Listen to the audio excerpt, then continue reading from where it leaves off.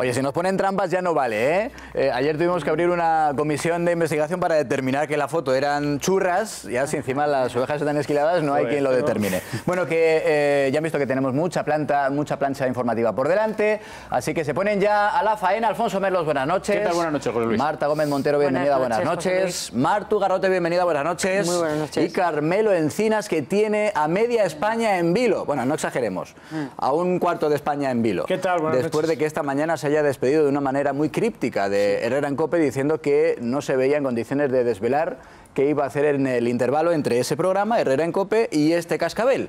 Sobre tu conciencia recaerá si alguien esta noche no puede dormir pensando en qué habrás hecho, si no quieres desvelarlo. Y eso que dije que se iba a producir, se ha producido, pero voy a seguir sin contarlo porque no... Bueno, pues dado que no quieres desvelar ese secreto como si fuera el uso del Falcon para el presidente del gobierno, danos tu titular. Bueno, pues a mí me parece que el día de hoy está marcado por el relato que tú has hecho de la Mossa d'Esquadra, que de esos 15 segundos, que parece mentira, las cosas que pueden ocurrir, las sensaciones que puedes tener en 15 segundos, ¿no? Y es evidente que es el relato de alguien a quien, desde luego, si está contrastada esa versión, porque hay que contrastarlo todo, ¿eh? O sea, lógicamente tiene que haber una investigación y contrastar si esa versión es una versión precisa. Ella cuenta con el apoyo de la gente que la acompañaba y que certifica esa versión, pero lógicamente hay que investigarlo. Pero realmente no quisiéramos ninguno de los que estamos aquí estar en esa circunstancia y tener que tomar esa decisión. Hizo 4 disparos. 4. 3 alcanzaron el cuerpo del atacante. 2 de ellos no eran mortales de necesidad, uno en el hombro, otro en la pierna, pero el tercero sí, el tercero en la cabeza. Cabrá la pregunta ante la denuncia que hace o la que dice que puede hacer la familia de este atacante, si hubieran bastado 2 disparos o un disparo para abatirle y por lo menos detenerle. Es verdad que un atacante de esta naturaleza, un presunto terrorista, siempre es un bien preciado para un interrogatorio. Sí, como porque información. El yihadismo solo se combate con información y hay que intentar sacarle toda la información. Probablemente en este caso no era el caso, como digo, porque parece ser que no tenía mayores contactos según las primeras Se ha hecho una reconstrucción de lo que pudo ocurrir en esos 15 segundos. Evidentemente sería una prueba muy determinante la imagen de la grabación del momento de los disparos, pero parece ser que en el pasillo donde se producen los disparos no hay cámara. Está grabado solo el momento en el que accede y donde trata por primera vez de acuchillar a la gente de los Mossos. Esa parte sí está grabada, pero no el resto de esos 15 segundos. Tu titular, Martu. Hombre, yo quiero recordar que el año pasado otro señor con un cuchillo mató a un agente de la policía en Londres. Es decir, un cuchillo es menos que una pistola, pero un cuchillo es un arma suficiente para matar gente y lo estamos viendo todos los días, ¿no? Y si cuchillo de unos 20 centímetros. Sí, un pedazo de cuchillo, no un pelador de patatas, un pedazo de cuchillo. Entonces, es evidente que si alguien se abalanza sobre ti con un cuchillo, lo normal es defenderte. Y defenderte, dice, no, es que a lo mejor había que dispararles. Bueno, yo no creo que uno sea capaz de, sobre un objetivo en movimiento que salta sobre ti y toda la adrenalina y tú corriendo en una sillita que echa para atrás sobre las ruedas, de apuntar a dónde le das. En un espacio estrecho claro. Y con el agresor muy cerca. Y luego lo que sí que es verdad que, dicho esto, que es evidente que si alguien viene contra ti con un cuchillo y te defiendes, pues es que te tienes que defender.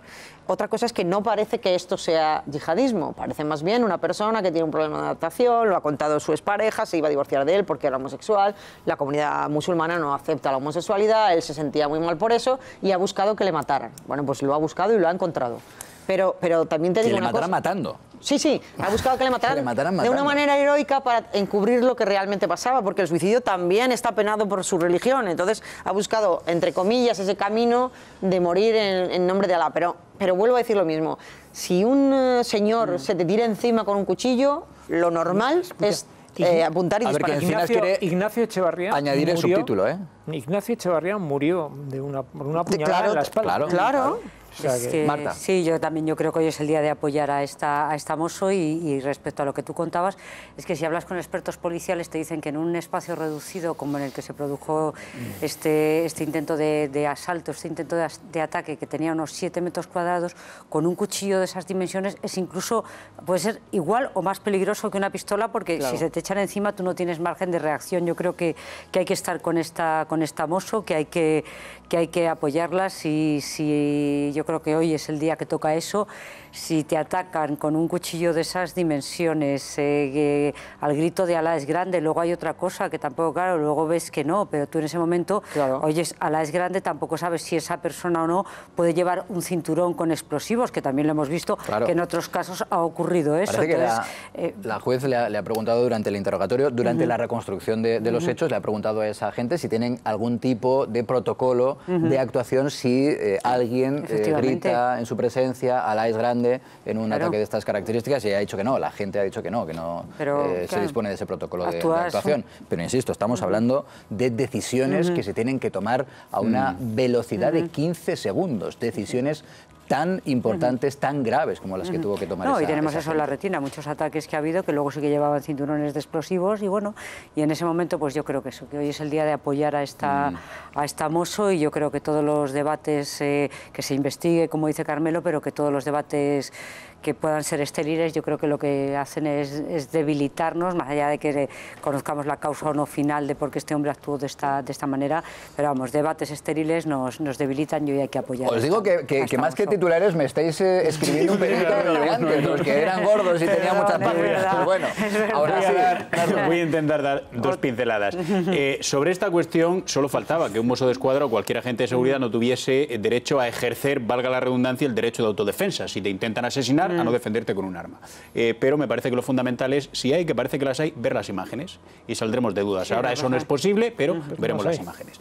Pero mi titular va por la cuestión del gobierno en relación a la exhumación de los restos de Franco. Hoy ha intentado allanar y despejar cualquier duda, cualquier incógnita. Primero, desactivando la voz y el voto de la familia Franco, que con el plan del gobierno no valdrá para nada. Ahora sí vale, pero entonces no valdría. Segundo, poniéndoselo dificilísimo, por no decir imposible, al Partido Popular para mantener la situación en la que ahora está Franco y estando enterrado donde está. Y de momento aquí me voy a detener porque creo que luego tendremos tal vez ocasión de escuchar a alguien, algún jurista conocido y reconocido que nos puede iluminar sobre si todo está claro en el plan del gobierno o queda algún resquicio jurídico que le puede complicar todavía la situación. Tan luego como que va a ser prácticamente de inmediato que efectivamente podamos saludar a ese jurista de reconocido prestigio, vicepresidente que lo fue del Tribunal Constitucional, a don Ramón Rodríguez Arribas, para hablar de lo que para el gobierno es lo urgente, lo perentorio y lo necesario en todos los debates que hay abiertos en este país, la exhumación de los restos de Franco. A eso vamos de inmediato.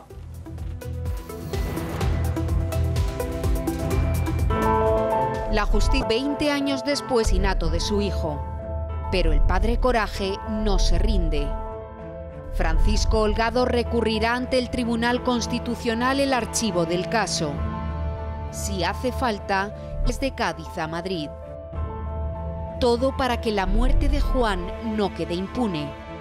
Hoy, la incansable lucha del padre Coraje en el Cascabel.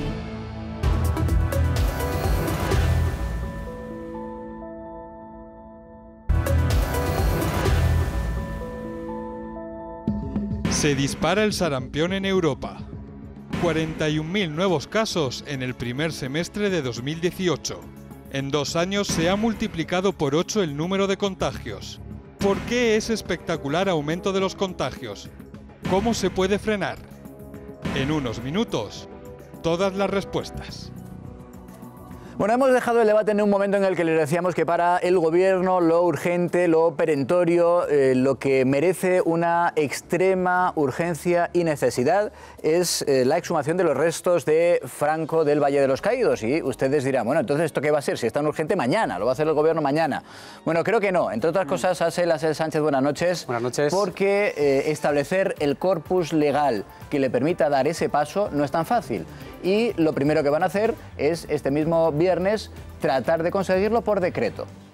Así es, eso es solo el primer trámite, porque el gobierno de Pedro Sánchez quiere blindar la exhumación de Franco. Lleva semanas dándole vueltas para que no le falle nada. El nuevo Ejecutivo quiere evitar a toda costa que una demanda de la familia pueda derivar en una decisión de un juez de suspender la iniciativa. ¿Y qué van a hacer para que no les falle nada? Pues fíjense, según ha anunciado el ministro de Cultura, José Guirao, en una entrevista en la cadena SER, el Consejo de Ministros este viernes va a aprobar un decreto ley que modifica la ley de memoria histórica para que precisamente las demandas judiciales no paralicen la exhumación del dictador. Después tiene que pasar el trámite en el Congreso. El gobierno de Sánchez quiere que sea de forma inmediata, cuando se inicie el nuevo curso político, que es dentro de 2 semanas, la segunda semana de septiembre. Lo previsible es que la medida sea aceptada por la mayoría de los grupos de la Cámara Baja. La familia del dictador va a tener un plazo de alegaciones de entre 10 días y un mes, pero ojo que las alegaciones podrían no llegar a ningún sitio porque un ciudadano no puede impugnar una ley. En todo caso, los restos mortales de Franco no saldrán del Valle de los Caídos como mínimo hasta octubre, porque el proceso que se iniciará este viernes es, José Luis, solo el primer trámite. Pues don Ramón Rodríguez Arribas, ex vicepresidente del Tribunal Constitucional, muchas gracias por acompañarnos esta noche. No sabe cuánto nos ilustra, siempre con su presencia. No, que puedo. Lo primero, para usted, ¿está justificado en aras de la extrema y urgente necesidad que este asunto se regule por decreto? Ese es un tema discutido y discutible, como se dice, porque lo que dice el artículo 86 de la Constitución es 2 adjetivos muy fuertes, extraordinario y urgente. Y por lo tanto, pues en eso ha tenido ocasión de pronunciarse el Tribunal Constitucional. Y yo creo que yo no me atrevería a decir que hay un corpus uniforme. Ha habido variaciones. Yo les puedo decir lo que yo he pensado, lo que yo he sostenido y lo que yo sostengo. Yo creo que el artículo 86 fija una excepción y, como todas las excepciones al Poder Legislativo, entrometiendo en él al Poder Ejecutivo, tiene que ser examinada y aplicada de manera restrictiva. Y siempre que he tenido ocasión, cuando era miembro del Tribunal Constitucional, eso es el criterio que he sostenido. Repito que la casuística es muy variada y que no se puede dar una cosa tan fija como la gente quiere muchas veces oír.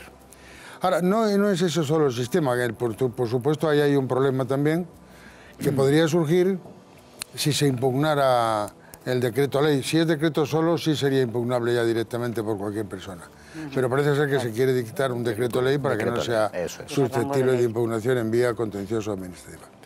Pero ahí veo 2 problemas. Uno, de carácter de derecho internacional público, y otro de derecho constitucional diferente al que acabamos de hablar. El de derecho internacional público es que el enterramiento de Franco no está en un monumento o en un cementerio, sino que está en el interior de una iglesia y además de una abadía. Entonces eso está protegido por el número 5 del artículo 1 del acuerdo entre la Santa Sede y el Estado español de 1979, que reconoce, que el Estado reconoce el carácter inviolable de los lugares de culto. De forma que lo primero, que allí no puede entrar cualquiera a hacer lo que quieran hacer, y la ley no puede modificar, podrá modificar la ley de memoria histórica, pero no puede modificar ese acuerdo porque eso es un tratado internacional. Y por lo tanto, pues ahí hay una primera dificultad que depende de lo que diga el abad del Valle de los Caídos, que por otra parte es un abad particular, porque depende de una institución que depende primero de un prior que está en Francia y directamente, en definitiva, del Papa, del Papa Francisco. De forma que hay una primera dificultad, porque normalmente las exhumaciones la Iglesia respeta mucho, porque lo dice el Código de Derecho Canónico, respeta mucho la voluntad de la familia. Y en este caso la voluntad de la familia ha sido ya manifestada públicamente de manera fehaciente, yendo a un notario y diciendo que ellos no dan permiso. La segunda cosa de derecho constitucional, que me parece que también hay que contemplar, es que, aparte de lo que hemos dicho de la urgente o no necesidad extraordinaria y tal, que eso sería discutible si hubiera impugnación, es que, además de eso, yo he oído cuando se ha hablado en los medios de comunicación de por qué se hacía eso, y se acaba de decir que es para evitar recursos. Bueno, pues sobre ese tema también se tuvo que pronunciar el Tribunal Constitucional hace ya algún tiempo, en una sentencia que de memoria no me acuerdo el número de referencia, pero sí les puedo decir que era en los primeros días de marzo del año 2005, yo estaba allí, era miembro del tribunal, y pasó a lo siguiente. El Parlamento de Canarias tenía conveniencia o precisión de ampliar sus espacios y quería expropiar un edificio que estaba próximo o pegado al...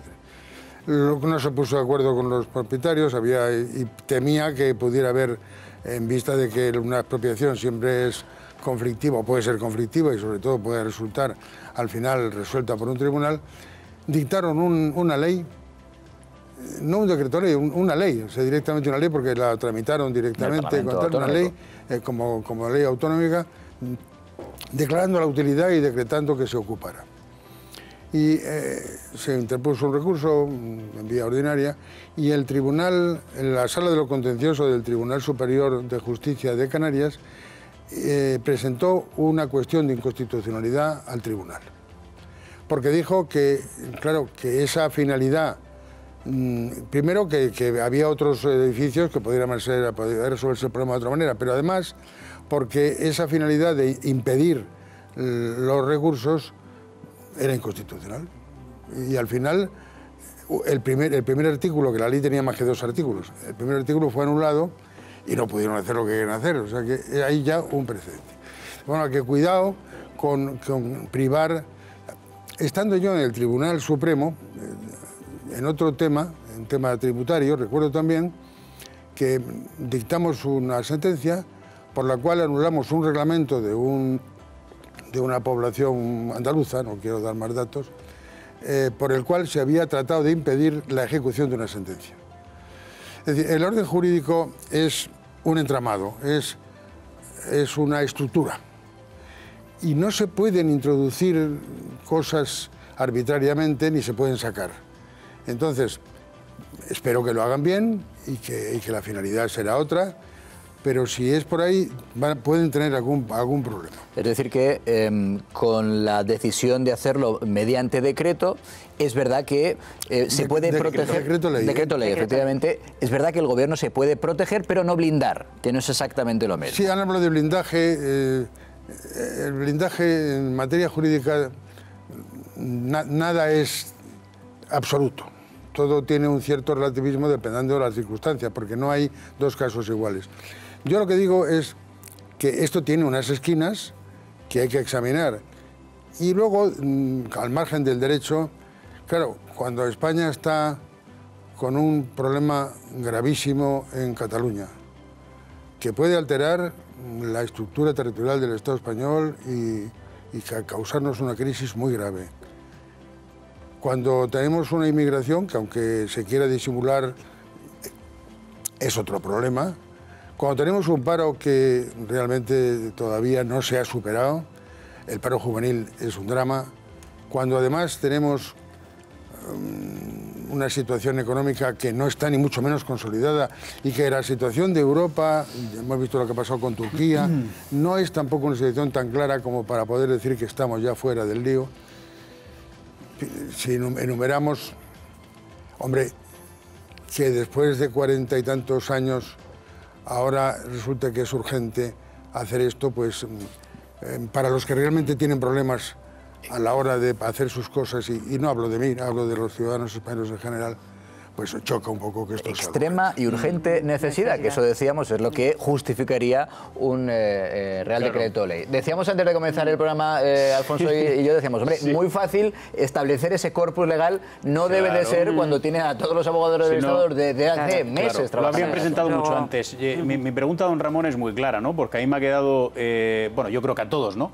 Que hay, digamos, 2 resquicios. Uno, el del derecho internacional público, que llevaría, si vas ascendiendo en la responsabilidad o en quién tiene que decir o pronunciarse, casi al mismísimo Papa, al Vaticano, pero me interesa mucho la vía de la inconstitucionalidad. Es decir, como el objetivo número 1, aquí no se ha llegado a un acuerdo con la familia Franco, no se llegó en el mes de junio y no se llegó en el mes de julio. Y como el objetivo número 1 es desactivar que la familia pueda recurrir, pueda oponerse, pueda alegar, si se diese ese mecanismo inconstitucional, ¿quién estaría facultado para recurrir o para alegar o para oponerse? ¿Quién tendría que hacer eso? Claro, la familia no puede hacerlo directamente. Claro. Tendría que plantear, como pasó con este caso que yo contaba, plantear una acción y en esa acción pedir al juez, que es el que tiene facultades, porque fíjese ¿A qué juez? Disculpe. Al que le corresponda, al competente por la materia que se trate. La Constitución española, que ha sido muy rigurosa a la hora de fijar quiénes pueden presentar recursos de inconstitucionalidad y ha sido muy, en fin, restrictiva, porque no puede ser más de 50 diputados o más de 50 senadores, el defensor del pueblo, el presidente del gobierno, los órganos ejecutivos de las comunidades autónomas, los propios parlamentos autonómicos. Pero luego, sin embargo, y ahí con unos plazos que después no se puede ya recurrir una ley. Sin embargo, a los jueces, al Poder Judicial, les ha otorgado una facultad que es que cuando necesitan aplicar una ley de cuya constitucionalidad ellos duden, aunque haya pasado el tiempo que haya pasado, de hecho algunos han planteado cosas hasta con el Código Civil, pues se puede plantear y puede darse el caso. O sea que esa es una... No es que sea fácil, ¿eh? Es verdad que no lo podría hacer la familia, por tanto no lo podría plantear la familia. No va a ser fácil y además, en fin, eso pues es un tema que... Hombre, yo lo que también diría sería otra reflexión metajurídica, como me gusta decir a mí. Ahora que se habla tanto de diálogo y se abre el diálogo con los separatistas catalanes y no les importa a nadie que haya diálogo con los criminales de la ETA, hombre, con la familia de Franco también se podría dialogar. Y a lo mejor con un poco de paciencia, porque tampoco creo que les interese mantener esta situación indefinidamente, y buscando un sitio decoroso, donde se evite la profanación y donde ellos puedan estar tranquilos, pues a lo mejor tampoco se podría llegar a un acuerdo, porque tampoco esto es una cuestión tan vital. Y sin embargo esto no se intenta, entonces me da pena pensar que el diálogo se emplea solamente para aquellos que realmente se plantan y para los que adoptan una postura más virulenta, no sé. Una cuestión, tengo a todos intentando preguntar, pero una cuestión puramente de procedimiento, don Ramón. En caso de que se plantearan esos recursos, que ya nos dice que es algo complejo, complicado y que desde luego la familia no podría hacerlo, pero en el caso de que se plantearan esos recursos ante el Constitucional, ¿se podrían exhumar los restos de Franco antes de que haya una decisión? Claro, ¿O se verían obligados a esperar? Esa es lo que podría ser fraudulento. El que sabiendo o previendo que puede haber una inconstitucionalidad o una desviación en lo que se está haciendo, la verdad es que por la vía que parece que se va a hacer del decreto ley aprobado tal y luego después ratificado en el Congreso de los Diputados, se va a poder hacer la exhumación y no va a haber posibilidad de impedirlo porque no se puede, no hay instrumento jurídico para la suspensión, no hay, contra un decreto ley. Eso es lo que, claro, y eso sí que a mí también me da mucha pena como jurista en una cosa además que repito, no creo que sea ni tan importante ni tan imposible de buscar acuerdos, que al final se recurra a una cosa que es retorcer el derecho para llegar a la vía de hecho. Si me permite, yo creo que no soy sospechosa de que me caiga bien Pedro Sánchez y que creo que además hay mil cosas importantes que hacer. A mí sí me parece importante que Franco deje de estar en el Valle de los Caídos junto a la mayoría de sus víctimas, porque por decencia y por homologarnos a otras democracias europeas deberemos hacerlo. Pero el Real Decreto Ley en España se viene utilizando como a uno le da la gana desde tiempo inmemorial. Solo en los primeros 4 años de los 5 que estuvo Mariano Rajoy, con mayoría absolutísima, pudiendo haber llevado al Parlamento todo lo que hubiera querido y siempre hubiera salido, de 143 normas, 73 las hizo por Real Decreto Ley. De urgente necesidad, todo era urgente. ¿Por qué? Porque así no debato con nadie y total, como yo tengo mayoría hago lo que quiero. Por tanto, si no nos escandalizamos cuando Mariano Rajoy estuvo 4 años aprobando un Real Decreto Ley tras otro, y hablo de Rajoy, pero lo hicieron antes que él los demás también. No nos podemos escandalizar ahora porque lo haga Pedro Sánchez. Bien, está haciendo lo que hace todo el mundo. Otra cosa es que a lo mejor como país deberíamos plantearnos que las normas están para utilizarlas en los que se han definido, y si el Real Decreto Ley es de extraordinaria y urgente necesidad, pues solo para eso, y eso son 2 o 3 en toda la legislatura, no 73. Esa es la primera cosa. Y la segunda, con la familia de Franco es imposible llegar a un acuerdo porque no respetan ni los deseos de su propio familiar. porque Franco no quería ser enterrado en el Valle de los Caídos. Tiene un mausoleo con su señora donde él pensaba ser enterrado, que es lo que todos pensamos, y por lo menos los que creen que hay otra vida, descansar juntos, aquellos que han vivido juntos y tal. Y entonces él tenía su sitio diseñado. Esto fue una decisión que se tomó una vez Franco muerto, meterle allí. Que además contraviene su propio deseo, porque su deseo es que el Valle de los Caídos fuera para aquellos caídos durante la Guerra Civil. Y desde luego creo yo que Franco en la Guerra Civil no cayó, que cayó en su cama 40 años después. Y por tanto es un despropósito que la propia familia debería querer arreglar. Oiga, lleve usted al abuelo, entiérrelo con la abuela y vélelos juntos a los dos como cualquier otra familia española, que todos enterramos a nuestros mayores juntos. Bueno, pues no. Han hecho de esto una causa... no sé muy bien de qué, porque desde luego yo también querría que mi abuelo dejara de estar en boca de todos, sea como fuera mi abuelo, ¿no? Y es imposible llegar a un acuerdo con ellos, porque no es la primera vez que se intenta esto. Lo que pasa es que se ha empezado el debate por el final. Es decir, se ha anunciado en numerosas ocasiones que se va a hacer, que se va a hacer, que se va a hacer, ya, bueno. Y falta todo por hacer para empezar ese corpus legal. Pero Marto, vamos a ver. Los diálogos... Si se empieza diciendo que no se puede dialogar, no hay diálogo posible. Pero es que sí ha habido intento de diálogo. Hombre, se ha intentado muchísimo y durante años. Bueno, Ramón, se ha intentado hablar con la familia. Se ha hablado con la familia. En este momento el diálogo, no se puede hablar de que el diálogo se haya producido, porque yo no recuerdo que haya habido reuniones públicas en las que se haya tratado este tema. No las ha anunciado como el platillo, pero ha habido reuniones con la familia. O queremos el diálogo o no le queremos. Si no queremos diálogo, pues no queremos diálogo con nadie y se acabó. Y aplicamos la ley y se acabó. Ahora, por supuesto que el diálogo tiene sus límites. El diálogo tiene sus límites. De cosas, hay cosas sobre las que no se puede dialogar y se está dialogando. Bueno, yo también estoy en contra de eso. Hay cosas sobre las que no se puede dialogar y se está dialogando. Yo también estoy en contra. Pero además hay otra cosa. ¿Cuál es respecto a los decretos leyes? Yo, desde luego, he tenido muy claro, lo he dicho y además lo he sostenido públicamente, incluso en algún voto particular. Pero vamos a ver, ¿cuál es el patrón de conducta? ¿Lo que hagan los del Partido Popular? Porque a mí me parece que los del Partido Popular pueden meter la pata lo mismo que los demás y, desde luego... Vamos, creo que van listos en cuanto... Que lo hagan mal unos no justifica que también lo hagan mal otros. Yo creo que eso tampoco es el argumento. Por lo tanto, me parece que lo que aquí hay que enfocar el tema, me parece que es un poco decir, ¿esto ayuda a la pacificación de las conciencias en España, como parece que sostienen unos, o es todo lo contrario? Bueno, lo que ha habido hasta 40 años parece que no, porque hay mucha gente como yo que sentimos que debería haber salido hace mucho tiempo de ahí. Sí, pero Felipe González lo pudo hacer, no lo hizo. Bueno, pues entonces no hay que hacer como Felipe González hizo mal, que ya no lo haga bien nadie. En la ley de memoria histórica de Zapatero no está reflejado la exhumación. Porque Zapatero no tenía mayoría suficiente en el Congreso para hacerlo. Bueno, pero ahora mismo por eso... Porque Zapatero no tenía mayoría suficiente en el Congreso para hacerlo. Yo voy a recordar que en mayo del año pasado hubo una propuesta no de ley del Partido Socialista Obrero Español sobre este tema que aprobó el Parlamento sin ningún voto en contra. Ni siquiera el Partido Popular votó en contra de que se exhumara el cadáver de Franco y se trasladaron los restos en esa proposición no de ley planteada por el Partido Socialista. Lo que hizo fue abstenerse, pero la mayoría fue abrumadora. La mayoría fue abrumadora. Entonces, bueno, quiero decir, podemos discutir si es bueno o malo o medio pensionista la exhumación, pero el Parlamento que representa al pueblo español, de momento es el que tiene la representación que yo sepa del pueblo español, ha votado en esa proposición no de ley, mayoritariamente votó que fueran exhumados los restos de Franco. Y ahora ese decreto de ley va a tener que ser sometido otra vez a la decisión del Parlamento. Ellos son los que tienen que decidir, ellos tienen la decisión final. En cuanto a lo de la familia, don Ramón, sí se ha hablado con la familia, no se ha hablado públicamente, no se ha hecho una comisión para hablar con la familia, pero sí que se ha hablado con la familia. Y es verdad lo que dice Martu, la familia se ha cerrado en algo que yo creo que no tenían ni siquiera muy claro al principio.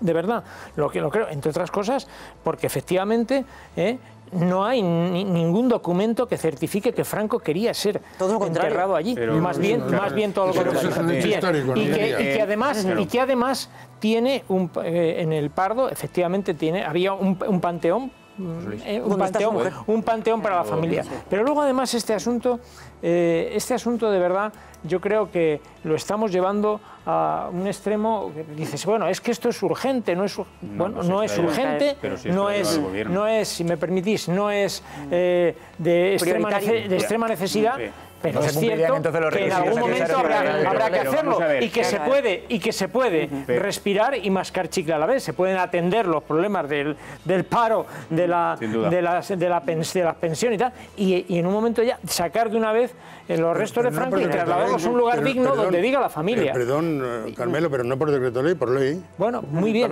pero mire, el problema no es urgente, no hay una extraordinaria necesidad. Esos son los criterios para el decreto ley. Vuelvo a repetir, usted sabe cómo se han utilizado los decretos ley. Me ha interesado mucho lo que ha dicho, en cambio, usted en la primera parte de su exposición sobre el tema del derecho internacional público. Me interesa porque al final lo que usted apunta es que en cuanto al marco en el que se encuentran los restos de Franco, depende de la Iglesia y, en definitiva, depende del Papa. Eso es lo que me ha parecido entender. La última decisión la tendría el Papa, con lo que le obliga al Santo Padre a retratarse sobre un asunto que... Bueno, ahí la Iglesia lo que ha dicho yo creo que la Iglesia se ha querido quitar y ha dicho que no plantea ningún problema. Pero al final la decisión la puede tener el Papa. Eso es lo que ha dicho usted. No creo que llegue la cosa hasta allí. No, esperemos que no. Que no le metan en ese lío. Ni que al Papa haga falta eso, no. Yo lo que pasa es que lo que no acabo de entender es por qué se critica a Felipe González por no haberlo hecho. Es decir, yo al contrario, yo tuve una conversación hace muchos años con Felipe González, era yo presidente de la Asociación Profesional de la Magistratura, y tuve en presencia de otras personas, que naturalmente pues no voy a contar detalles, pero me pareció que era un hombre muy equilibrado, y me dijo una cosa que eso sí la voy a contar. La democracia lo que ha conseguido es que los españoles empecemos a pensar en otras cosas. Claro. Y me dijo, hombre, una de las cosas que yo no podía hacer tampoco era abandonar a los muchos que en 40 años habían colaborado con el régimen de Franco y me contó una cosa muy curiosa, que la persona que le fue a prestar la dirección de su escolta era un policía que le había detenido él en otra ocasión.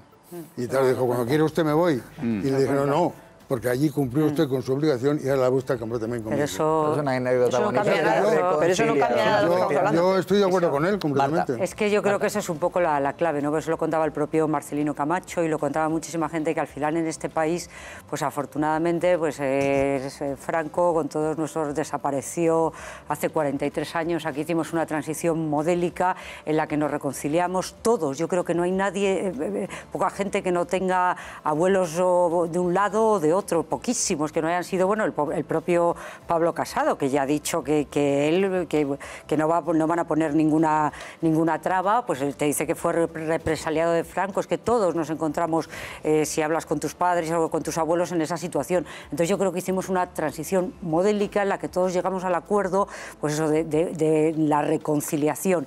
Entonces a mí lo que me puede preocupar de todo esto es que se haga con fines de aprovechamiento partidista, ¿no? De aprovechamiento partidista, de intentar sacar un rédito político, de intentar distraer la atención de otras cosas. Igual no es así, hay gente que lo dice, esto va a coincidir, nos fuimos de vacaciones con esto y venimos con lo mismo.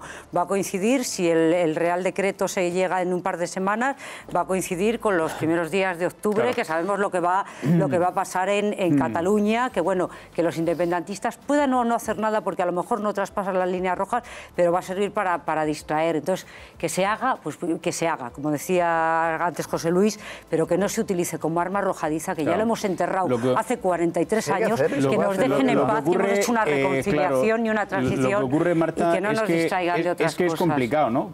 Porque cuando estaba diciendo Carmelo, no, es que este tema de repente se ha colado en lo más alto del debate público, sí se ha colado, pero no se ha colado solo. Es decir, legítimamente el gobierno, que tiene un año y medio, 2 años... que lo llevaba en su programa electoral. Sí, lo llevaba en su programa como muchas otras cosas. Que lo llevaba en su programa electoral. Como muchas otras cosas. Pero que no se haga como arma de confrontación. En un año y medio, en 2 años, el gobierno ha dicho, lo primero, exhumar los restos de Franco. Ha decidido poner y claro, el foco ahí. a partir de ahí entiende que es algo urgente y que se tienen que tomar medidas extraordinarias. ¿Y cómo lo está justificando? Pues desde luego con una idea que yo ciertamente no comparto. A mí me parece muy bien que se debata si hay que sacar a Franco o no. No sé si hay que hacerlo este año, dentro de 5 días o de 50. En algún momento había que hacerlo. Pero lo que no me vale, o a mí particularmente, es que se traslade a la opinión pública en general la idea de que hasta que no se saquen los restos de Franco Franco de allí, este país es incapaz de mirar al futuro y está bloqueado. Yo no veo de verdad que este país esté bloqueado por el hecho de que se saque a Franco en septiembre, en noviembre o en marzo del año que viene. Este país funciona, es una reclamación legítima, pero ese discurso de máximos del gobierno de que este país no puede vivir ni mirar al futuro si no se exhuma a Franco, a mí me parece que es una exageración. Pues don Ramón Rodríguez Arribas, de verdad que le agradecemos mucho su presencia esta noche con nosotros para tratar de esclarecer lo que decíamos desde el comienzo. No debe ser muy sencillo establecer ese corpus legal cuando, como apuntaba Martu, este gobierno, antes de serlo, en su programa electoral, planteaba esto como una necesidad, pero sin tener esa base legal en la que poder apoyarse. Nos ha explicado que efectivamente es complejo, nos ha explicado también que va a ser muy difícil para la familia poder plantear un recurso de inconstitucionalidad al tratarse de un real decreto ley, pero que el asunto todavía puede demorarse incluso más allá del mes de octubre, que es la última fecha que se ha señalado en torno a la exhumación de los restos de Franco. De verdad, don Ramón, muchísimas gracias. Siempre es un auténtico lujo tenerle. Sí. Gracias a todos. Bueno, hemos comenzado el programa con el relato realmente helador de esos 15 segundos del ataque que los Mossos d'Esquadra siguen investigando como un presunto ataque terrorista, yihadista, en esa comisaría de Cornellá. Esos 15 segundos en los que una agente, una mossa, tuvo primero que tratar de repeler un ataque con un cuchillo de unos 20 centímetros, después ponerse a salvo, tratar de ponerse a salvo, tuvo que avisar a su compañero que acababa de llegar a la comisaría, un sargento de los Mossos d'Esquadra, tuvo que huir por un pasillo corto y estrecho de esa comisaría del agresor que seguía empuñando brazo en alto ese cuchillo de 2 palmos y finalmente tuvo que decidir disparar hasta en 4 ocasiones a ese agresor. Eso, Laura, es lo último que se conoce de una investigación que obviamente continúa abierta. Pues exactamente, lo último que hemos conocido hoy ha sido esa declaración que has explicado muy bien ante el juez de la mossa que abatió con 3 disparos al atacante de la comisaría de Cornellá. Durante 1 hora la gente ha declarado la sensación de peligro que percibió durante ese angustioso ataque. Creí que me iba a matar, ha dicho ante el magistrado. Una declaración que ha sido ratificada, como también hemos dicho, por el sargento. Y el otro punto de la investigación, ¿dónde está? Pues en que la familia y la exmujer del terrorista de Cornellá denunciarán a los Mossos d'Esquadra. ¿Por qué? Pues bueno, consideran que precisamente la actuación de la gente no es justificable ante un hombre armado solo con un cuchillo. Vamos a escuchar al abogado de la exmujer del fallecido. No sabemos si la actuación es correcta de los Mossos d'Esquadra, se han tenido la diligencia correcta. A la hora de neutralizar... Efectivamente, a la hora de neutralizar al exmarido. No, terrorismo lo descartamos totalmente. Y lo puede descartar, aunque los Mossos digan que es un acto terrorista, no lo es. Bueno, ya han escuchado al abogado. Los familiares descartan el terrorismo como hipótesis del ataque a la comisaría. No lo descartan, por lo menos de momento, los Mossos. Además, hoy han dado una rueda de prensa para defender la actuación de su compañera. La Policia de la Generalitat Mossos d'Esquadra ha actuado de una manera absolutamente correcta, congruente y proporcional a la situación. Destacar que solamente una rápida solución, una rápida resolución policial acertada por parte de la Mossa d'Esquadra evitó en este sentido males mayores. Pero ¿qué más sabemos del atacante un día después de ese asalto a la comisaría de Cornellá? Sabemos que este hombre de 29 años y de nacionalidad argelina se acaba de separar de su mujer, una española conversa al Islam. De hecho, habían firmado su separación el martes de la semana pasada. No tenía antecedentes penales y nunca había mostrado un comportamiento extraño. Tampoco era excesivamente religioso, pero los Mossos no descartan una radicalización express. ¿Por qué? Pues porque parece ser que los investigadores creen que buscó información yihadista antes del ataque. Su entorno asegura además que no estaba pasando por un buen momento personal debido a una importante crisis de identidad, al parecer, y según cuenta su exmujer, él le habría confesado su homosexualidad, algo que le generaría una grave controversia dentro del colectivo musulmán. Y esta última, la crisis de identidad del atacante, es la principal hipótesis de su exmujer y su entorno más cercano, la de que el hombre buscaba quitarse la vida vida y lo hizo a manos de la policía. Algo que también a esta hora están estudiando los investigadores. De hecho, la Audiencia Nacional en este momento prima la motivación personal, aunque repetimos, no se descarta por el momento el móvil terrorista. José Luis. Pues David Miquel es el portavoz del Sindicato de Policías de Cataluña y tiene la amabilidad de atendernos. Señor Miquel, bienvenido, muy buenas noches. Buenas noches. Bueno, lo primero, ya les decía que hemos comenzado el programa con ese relato de la reconstrucción de lo que ocurrió en esos 15 segundos que indudablemente tuvieron que ser aterradores. Y yo les decía, hombre, esto es muy fácil, muy sencillo analizarlo desde una tribuna pública, desde un plato de televisión, pero hay que verse en esos 15 segundos en los que esa agente, esa Mossad, tiene que tomar esas decisiones tan duras, tan difíciles, tan graves. Por eso lo primero que le quiero preguntar, David, es hasta donde usted sabe cómo se encuentra esa agente que hoy ha tenido que declarar como lo que antes decíamos imputada, como investigada por este caso.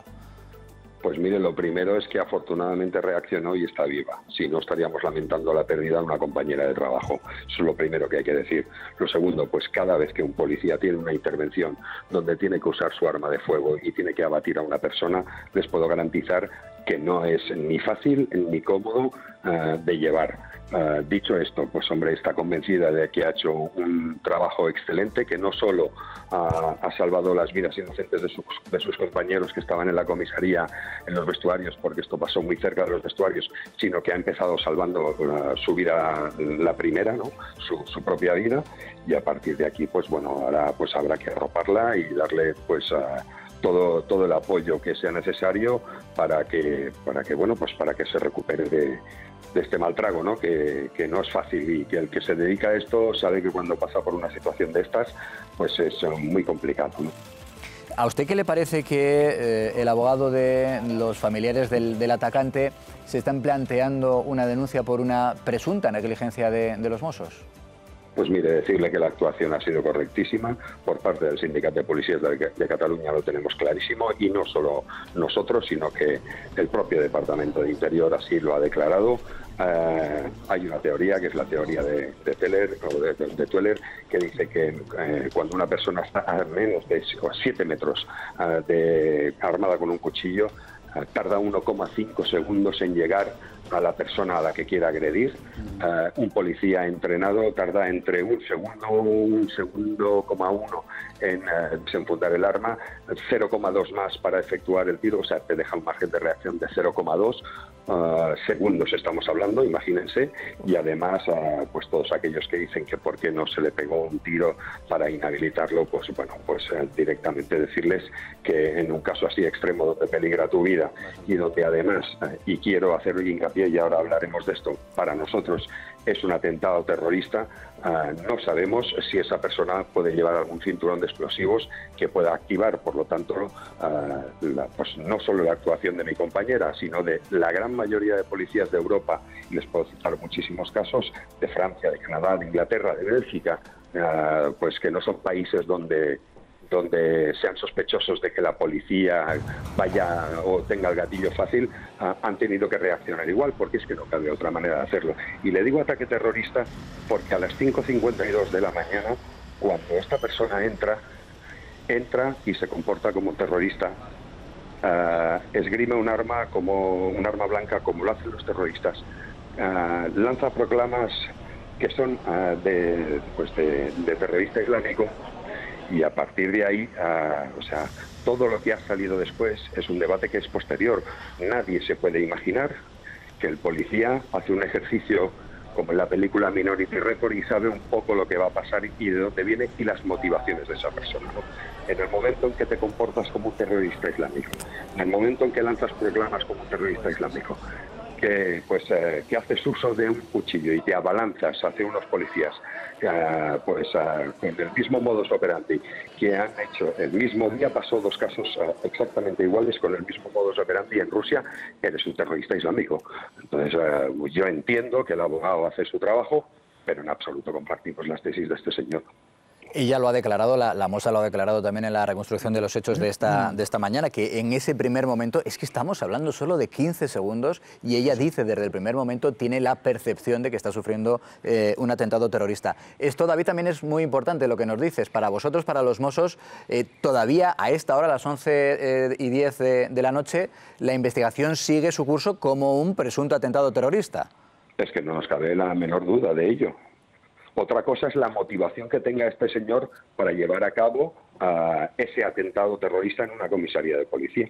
Pero si tú te metes en una comisaría y solo entrar, sacas un cuchillo, dices Alá es grande y te diriges con el cuchillo por encima de tu cabeza, como hemos visto 1000 veces lamentablemente por Europa, pues evidentemente eso no solo se interpreta, sino que se reacciona como un atentado terrorista, y así se está investigando.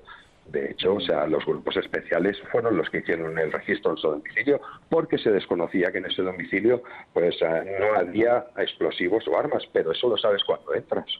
Sí que se encontraron elementos significativos, pero no tienes claro, hasta que no realizas todas esas comprobaciones, tú tienes que tratarlo como un ataque terrorista. Y de hecho, a día de hoy, le digo, si tú entras en una comisaría de policía, actúas como un terrorista islámico, con un modus operandi típico de terrorista islámico últimamente en Europa, que además lanzas proclamas hacia Alá, como hacen los terroristas islámicos, es que decir otra cosa, vamos, yo entiendo que este señor pues es la defensa de la familia y hace su trabajo, pero las motivaciones las desconocemos, tanto la policía como el resto de las personas, hasta que no se hace esta investigación. No tenemos claro que esta persona ni que se quería suicidar, pues oiga, se quería suicidar, pero se quería suicidar matando, que esto forma parte también del modus operandi de un terrorista islámico cuando va a cometer un atentado, morir matando, o sea, es que todo cuadra. Pues no se puede explicar de manera más clara de lo que lo ha hecho usted. David Miquel, portavoz del Sindicato de Policías de Cataluña, gracias por su amabilidad, como siempre, con nosotros. Un fuerte abrazo. Gracias a ustedes, un placer. Bueno, pues yo creo que lo ha dejado meridianamente claro. Sí, a día de hoy, a esta hora, 11:13 de la noche, los Mossos de Escuadra siguen considerando, y la investigación abierta sigue su curso. Hombre, pero ahí, ha hecho un matiz importante, ha dicho: nosotros, si tú entras en una comisaría con un cuchillo... Sí, pero por eso le he preguntado yo, pero a esta hora lo siguen investigando como te ha dicho, ¿sí? Bueno, pero ha dicho, luego entras en la casa, ves una serie de indicios, es lo que le ha dicho él, lo acaba de decir. Sí, claro. Bueno, y ya no ve... Y, dice, a ver, que es que el quien se ha radicalizado... Sí, lo que tenemos que definir que es... Pero que da igual, es que eso no es... Sinceramente, creo que no es relevante. No es relevante para defender a la Mosso d'Esquadra que ha disparado. Si es o no un ataque yihadista. ¿Es un señor que entra con un cuchillo y te lo quiere clavar? Sí. No tengo más preguntas, señoría. A mí me da igual sus motivaciones. Aquí hay un tema, y es que en las imágenes del interior de la comisaría, al parecer, pues casualmente, al haberse producido la escena final, la muerte en un pasillo, como se ha relatado, ahí parece que no hay cámaras. Por lo tanto, esa parte de la secuencia tal vez nunca la veamos. Otras sí, pero tal vez esa parte nunca la veamos, primero. Y luego, segundo, en relación al registro que se le hace a esta persona, si efectivamente se ha concluido que no tiene conexiones internacionales, que no tenía ningún grupo de apoyo en Cornellá, ni en Barcelona, ni en ningún sitio, tal vez sería interesante, si se ha concluido que se ha podido radicalizar, incluso de forma express, que se nos dijese qué ha aparecido dentro de su casa. Porque aquí ha tomado parte la investigación los Mossos d'Esquadra y la Comisaría General de Información, que tienen la Unidad Central de Información Exterior, que son los grandes especialistas. Considera que puede ser un atentado terrorista. Entonces tú coges los papeles que tiene este señor, este presunto terrorista, si los tenía. Coges el teléfono móvil y ves lo que hay. Y coges si tiene ordenador y ves lo que hay. Y eso lo hacen en una tarde, te lo aseguro.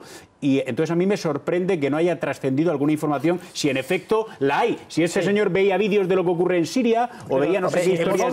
¿Me entiendes? En el fondo, Alfonso, eso no ha trascendido. Entonces eso sería interesante, si lo hay, que se transmitiese. Claro, si en el fondo, para lo que estamos hablando, da igual. Bueno, para la percepción que tiene la gente que tuvo que disparar, a ella que tuviera contactos con el yihadismo, para ella lo que se encontró es a un tipo con un cuchillo de este tamaño que venía hacia ella y que tenía toda la pinta de ser un terrorista. Termino enseguida. Que tenía toda la traza de ser un atentado terrorista. Pero es que da igual, su vida corre peligro y ella lo que hace es... En el proceso no cambia... Yo creo que otra cosa... Si me permitís acabar. ¿No me habléis todos a la vez? Hasta tal punto sí es importante, insisto, que en la reconstrucción de los hechos delante de la juez, la magistrada a la moza le pregunta, ¿pero ustedes tienen un protocolo de actuación si alguien entra en una comisaría y dice, es grande? Pero evidentemente todo se tiene en consideración a la hora de llevar a cabo la investigación judicial. Vamos a ver, la instrucción. Yo te digo que no va a tener nada que ver en el juicio. Déjame que te diga, para la gente, desde luego, para ella, no tendría ninguna duda de que estaba ante un terrorista, digamos, que actúa de una determinada manera, es decir, con desprecio absoluto a su propia vida y que por tanto estaba dispuesto a morir matando. Eso lo tenía muy claro. Por tanto, para ese aspecto, otra cosa es para las investigaciones de la trama terrorista, del yihadismo, eso es otra historia. Oye, dejarme que termine, si yo sí puedo terminar pero atención, sí que yo creo que va a haber que realizar una investigación sobre lo que ha ocurrido allí. Por una sencilla razón, porque la familia, lo que pretende la familia, no voy a hacer de abogado del diablo, pero lo que pretende la familia del atacante, es intentar de alguna forma demostrar que con un solo disparo o con 2 disparos hubiera sido suficiente para abatir, que no le tendrían que haber matado. Eso es, creo, me malicio, que por ahí van los tiros, nunca mejor dicho. En eso basa la posible denuncia. Pero por eso, solamente en una línea, discúlpame, pero por eso es importante demostrar que esta persona era claramente un terrorista. Porque fíjate. Pero si da igual que fuera un terrorista. No da igual. Alfonso, da igual. Deja de terminar, por favor. No, porque el ejercicio del derecho a autodefensa tiene que ser proporcionado. No da igual este personaje que puede ser un terrorista, que ha entrado a una comisaría, que por ejemplo, el líder de la célula de las Ramblas, que se escapó, que llevaba un cinturón de explosivos falso y que acorralado lo mataron. No da igual. Pero si la percepción de la gente, jurídicamente no da igual. Si la percepción de Escuadra lo hizo muy bien. Si la percepción de la gente es que era un terrorista, pero que aunque no lo fuera, si la percepción que tuvo es que estaba ante un terrorista, ella actuó. Decía una cosa, Martu, que al final dices, este señor intentó atacar a esta mozo con intención de matarla, o sea, de atacarla. Entonces, al final, sea uno un terrorista, él entró con la apariencia, él se comportó como un terrorista. Obvio. O sea, se comportó como un terrorista. Ella en 15 segundos no analiza etcétera, etcétera. Y luego la motivación, que es un poco también por lo que está, que yo creo que me parece absolutamente estéril, y lo decía al principio, que nos debilita y que nos divide entrar en este tipo de debates. Pero dices, la motivación, que si él se sentía culpable porque que es lo que también lo va a intentar llevar la familia, porque tenía un problema homosexual. ¿Por qué tiene? Pues porque en los países, es cierto, que en países árabes, en muchos, tu orientación sexual puede ser, te pueden condenar a muerte por él delito, tenía un lío en la cabeza, etcétera. Monumental. No es el primer caso de terroristas que ocurre en Orlando, por ejemplo. Tenía ahí unas contradicciones en su cabeza horribles, este señor, su religión demoniza a lo homosexual. Se acabó comportando, él entró como un terrorista y es muy factible que dices, este señor que buscaba espiar pues ese rechazo que podía sentir en su comunidad, que es algo que además avaló en un primer momento la mujer, que yo creo que ahora también está siendo asesorada con un abogado para intentar pues sacar algún tipo de rédito de toda esta situación, ¿no? Pero claro, pues o sea, tú intentaste matar y, como decía Martu, no hay más es que estaríamos diciendo que si no eres terrorista, puedes amenazar con un cuchillo y poner en riesgo la vida de un mozo y no te tiene que disparar. Pero estamos locos. Cualquier persona que se dirija a un miembro de la policía, porque van armados, me refiero, y con intención de matarle, ese miembro de la policía se defenderá y estará legitimada la defensa. Que diga a la grande que viva el Betis. Viva el Betis con 2 pistolas. Pero he dicho viva el Betis, pero ha entrado con 2 pistolas. La credibilidad de la agresión no es la misma y la respuesta evidentemente no es la misma. Un tío grande en un pasillo con un cuchillo es un asesino, grite a la grande o viva el Betis. No, pero hemos visto además un ejemplo en los titulares de este programa, como a una comisaría de Madrid, cerca de Plaza de Castilla, llegaba un señor herido, sangrando, etcétera, etcétera, y la policía municipal le ayudó. O sea, te quiero decir, es que no es lo mismo. Es que no es lo mismo con un puñal en la mano que con un puñal en el costado. Y ensangrentado. Sí, efectivamente, me estás dando toda la razón. O sea, que la policía no actúa cuando alguien llega en determinada, actúa cuando alguien en nombre de Alá o en nombre de quiere atacar. Bien. O en nombre, efectivamente. Vamos a quedarnos con los datos que tenemos hasta ahora. Los datos es que en los primeros 15, en los primeros segundos de esos 15 que dura el incidente, la moza tiene la percepción de que está sufriendo un ataque terrorista y que todavía sus compañeros a esta hora mantienen la investigación como tal. La juez lo que le pregunta es otra. Oye, os voy a decir una cosa, tengo niños de 11 y de 7 años y se portan bastante mejor que vosotros. Ya no sé lo que iba a decir, así que lo que hacemos es avanzar. ¿Se acuerdan ustedes? Que la juez efectivamente ha preguntado, insisto, en lo del protocolo. Bueno, recordarán seguro al que todos conocimos como el padre Coraje. Hace 20 años tuvo que sufrir una pérdida irreparable, la pérdida de su propio hijo que fue asesinado. Él es un hombre que tiene unos arrestos realmente dignos de elogio. Lo que hace acto seguido es penetrar en los bajos fondos de Jerez y llega a conocer a los presuntos asesinos de su hijo.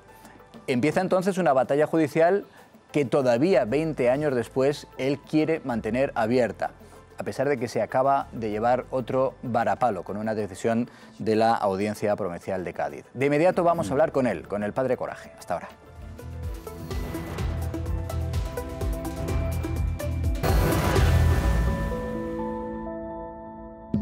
Se dispara el sarampión en Europa. 41.000 nuevos casos en el primer semestre de 2018. En 2 años se ha multiplicado por 8 el número de contagios. ¿Por qué ese espectacular aumento de los contagios? ¿Cómo se puede frenar? En unos minutos, todas las respuestas. Bueno, padre Coraje, ya les decía que esta semana ha vuelto a ser noticia porque ha recibido otro varapalo judicial, en esta ocasión por parte de la Audiencia Provincial de Cádiz, que ha vuelto a cerrar el caso. El caso que nos tienes que recordar, Irene, que nos retrotrae 20 años atrás de ese padre que trata de resolver por sí mismo el crimen de su hijo, que fue apuñalado de manera brutal en una gasolinera en la que estaba trabajando, y él se incurre en los bajos fondos de Jerez y llega a mirar a los ojos, incluso a entablar una aparente amistad con los presuntos asesinos de su hijo. Pero ni por esas ha conseguido resolver el caso ni que la justicia le dé la razón. Un caso todavía con muchas incógnitas. Volvamos al 22 de noviembre de 1995. Juan, de 26 años, hace el turno de noche en una gasolinera de Jerez. Varias personas se hacen pasar por clientes y le asestan 33 puñaladas. Un asesinato todavía sin resolver. A esa gasolinera, la que están viendo, donde mataron a su hijo, ha vuelto el padre Coraje esta semana.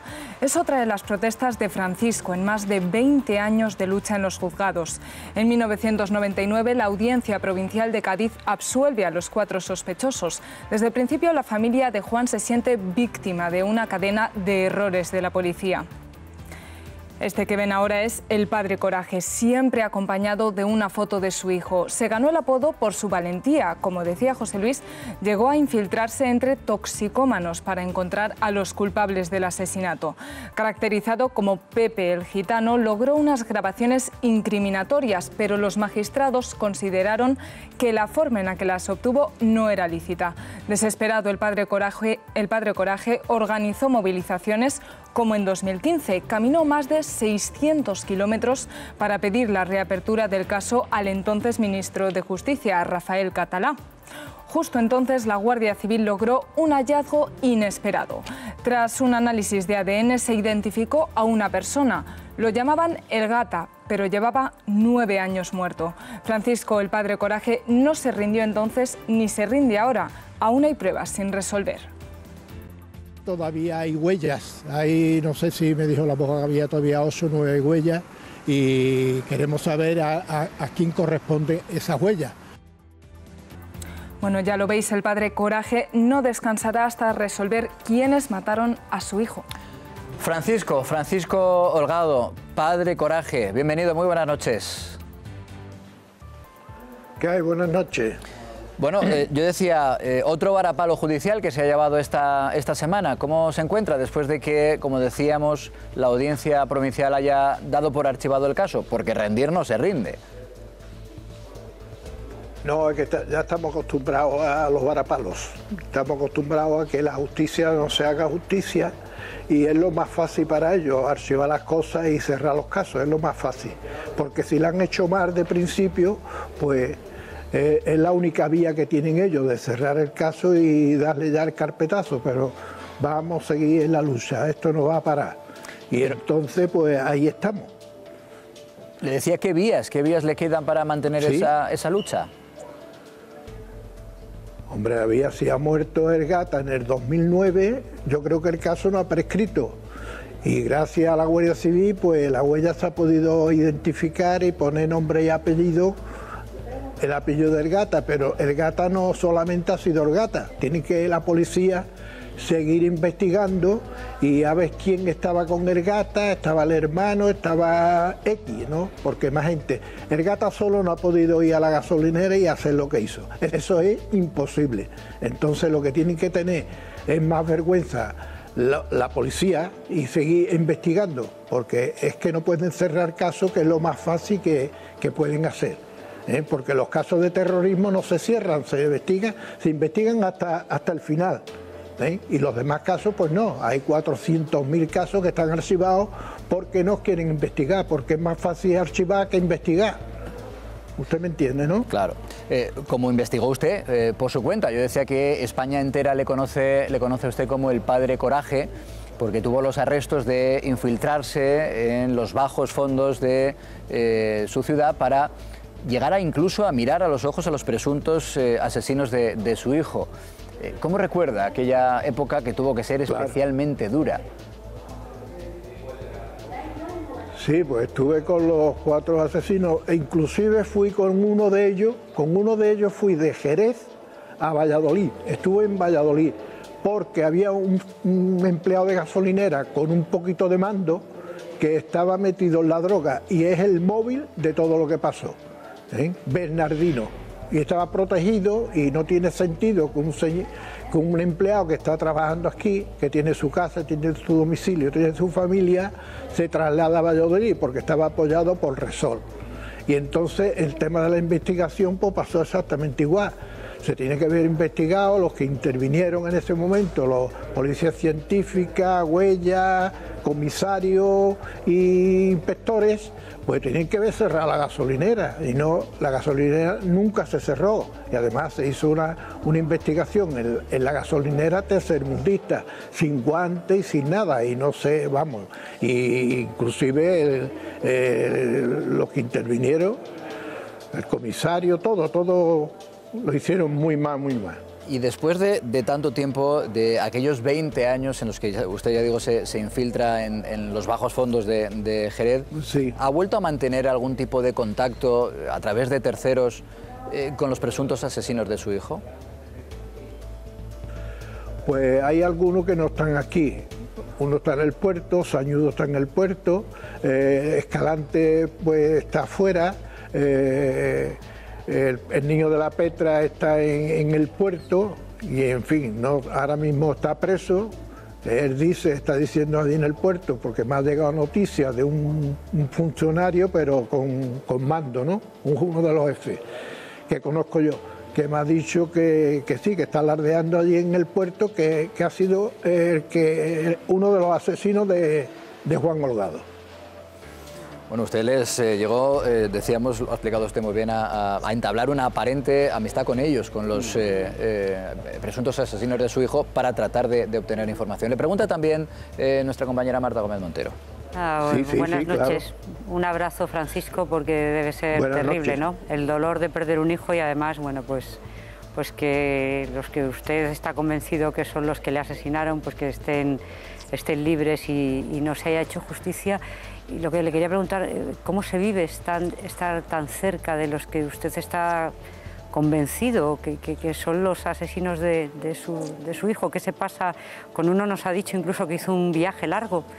¿Qué se le pasa entonces por la cabeza a usted, ¿no? Cuando tiene el convencimiento de que tiene al lado a la persona que asesinó a su hijo? Hombre, se pasa mal, se pasa muy mal. Lo único que pasa es que yo lo que siempre he pedido que se haga justicia, y no tomarse uno eso por su... Y entonces yo he podido acabar con más de uno, pues claro que he podido acabar. Yo hice un viaje de Jerez a Valladolid con Pedro Asensio Ortega y lo tuve pues 2 días en Valladolid, durmió en el hotel, lo dejé durmiendo en el coche en el hotel, después llegó la seguridad y lo sacó del hotel, lo he tenido en Arco, en el lago de Arco, lo podía haber acabado con él. He tenido tiempo para hacer muchas cosas, pero siempre he pedido que se haga justicia, pero no se ha hecho. Tenemos lo que tenemos, no quieren saber. El caso Holgado, la policía le viene grande. Entonces, desde el principio lo han hecho mal y no quieren hacer nada. Para mí no ha prescrito porque el gato ha muerto en el 2009 y no tiene sentido que prescriba si en el 2009 hasta la fecha no son 20 años. Yo creo que lo que tienen que hacer es seguir trabajando y que se haga justicia. Carlos. Francisco, buenas noches. Quiero hacerle 2 preguntas muy simples. Bueno. La primera, ¿usted ha tenido la sensación en algún momento de que por alguna razón oculta no se ha querido hacer justicia, no se ha querido condenar a los culpables por la razón que sea? Y la segunda cuestión también muy simple. Más allá de lo que dice el juez en sus escritos, ¿a usted el juez o la propia policía le ha explicado personalmente por qué no quieren o no saben o no pueden dar con los asesinos de su hijo? No, nunca me han dicho absolutamente nada, al contrario, siempre yo he estado en las comisarías, yo me llevo a la comisaría 20 años, con inspectores, con todo tipo de funcionarios de la policía y nunca me han dicho absolutamente nada, al contrario, estamos trabajando, esto está aquí en el cajón, digo, sí, que se va a quemar. Entonces yo he conocido, pues, nuevos 10 comisarios, inspectores, conocidos, yo qué sé, historia para no dormir, y no hacen absolutamente nada. Eso tienen una orden seguramente del director general de la policía, del ministro de Justicia, X, que sí me reciben pero por educación, pero no hacen absolutamente nada, nada de nada. Pues Francisco Holgado, la verdad es que solo le podemos desear toda la suerte del mundo en esa batalla por intentar que también la justicia esclarezca quiénes fueron los asesinos de su hijo. Le enviamos un abrazo enorme, Francisco, y muchísimas gracias por estar esta noche con nosotros. Pues nada, pues muchas gracias y pedir por todas las víctimas, porque hay muchísimas víctimas que están en mi misma situación y no se hace absolutamente nada, nada de nada. Mucha suerte, Francisco, de verdad, muchísima suerte, un fuerte abrazo. Venga, muchas gracias. La verdad que es uno de esos casos que casi repele el sentido común, ¿no? Es verdad que, yo lo he explicado además muy bien, no se puede tomar la justicia por su mano, las pruebas tienen que ser válidas, pero claro, para un padre... Y ese José Luis... Es el mayor de las pruebas, porque él lo grabó. Ese José Luis es el mayor de los méritos de este personaje al que acabas de entrevistar. El que nunca, a pesar de tener la convicción de que estaba ante los asesinos o alguno de los asesinos de su hijo, nunca cayó en la tentación, que debe ser fuerte, de tomarse la justicia por su mano. Muy bien, que tuvo la ocasión y tuvo la tentación con uno de ellos. Pero es verdad que una cosa es tener la convicción absoluta de que estás ante el asesino de tu hijo, y otra cosa es probarlo ante la justicia. La justicia es así. Y que las pruebas sean válidas, porque él aportó en una de las fases del juicio, aportó grabaciones, sean admisibles de manera ilegal, y sean perfectamente válidas. Eso no es lo mismo, aunque tú puedas tener la convicción. Y así funciona la justicia. La justicia es así, de garantista. ¿Eso es del todo justo? Pues probablemente no. Pero si no fuera así, la justicia tendría muchos más fallos y la justicia no nos garantizaría la presunción de inocencia. De todos modos, lo que sí que es verdad, y tiene razón el hombre, es que desde que ocurrió hace 20 años ahora, la técnica ha evolucionado mucho, la pericia policial ha crecido infinito, los medios que tienen, y entonces si hay posibilidad de a día de hoy, después de las huellas que encontramos, es verdad que la policía tiene mucho trabajo, pocos medios, están mal pagados y hace falta policías en España muchísimos, en todas partes, todas las comunidades autónomas tienen de reivindicación, a mí me hacen falta policías aquí, a mí me hacen falta allí, porque es verdad, porque hace mucho tiempo que no se convocan... Y medios. No, hace mucho tiempo que no se convocan oposiciones, ni siquiera se cubre la tasa de reposición, es decir, los que se jubilan no entran los mismos que se jubilan, con lo cual hay más gente, hay más delincuencia y hay menos policía. Pero eso no quita para que si hay medios, o sea, los medios actuales son mejores que los de entonces, se pudieran reabrir ciertos casos y darle... dices que está prescrito, y darle por eso le quedan pocas vías. Bueno, la verdad que desde el punto de vista jurídico le quedan pocas vías porque ya se ha manifestado por segunda vez la Audiencia Provincial y ahora diciendo que ya el caso estaría prescrito y que por tanto ellos, como ven en la pantalla, lo dan por archivado. Bueno, anoche decíamos Venezuela. Con imágenes, Irene, realmente llamativas. Están sufriendo los venezolanos una situación que ya lleva mucho tiempo siendo insostenible. Y ayer decíamos, Irene, hay imágenes que de una manera muy gráfica explican lo que está ocurriendo. Lo que está ocurriendo es, por ejemplo, esa imagen decía de un pollo y la cantidad de billetes que los venezolanos necesitaban para poder comprar ese pollo. Una cantidad, bueno, lo vamos a ver ahora, de este porte. La verdad es que, insistimos, hay que volver a fijarse en lo que está ocurriendo en Venezuela porque las medidas que ha tomado Maduro precisamente no parece que vayan a ayudar a reducir esos problemas. Sí, hay gran incertidumbre entre los venezolanos debido a esos 5 ceros menos en los precios. Miles de usuarios en Twitter recuerdan estos días las consecuencias de la altísima inflación en Venezuela. Si os parece, nos vamos a hacer la compra en el país de Nicolás Maduro.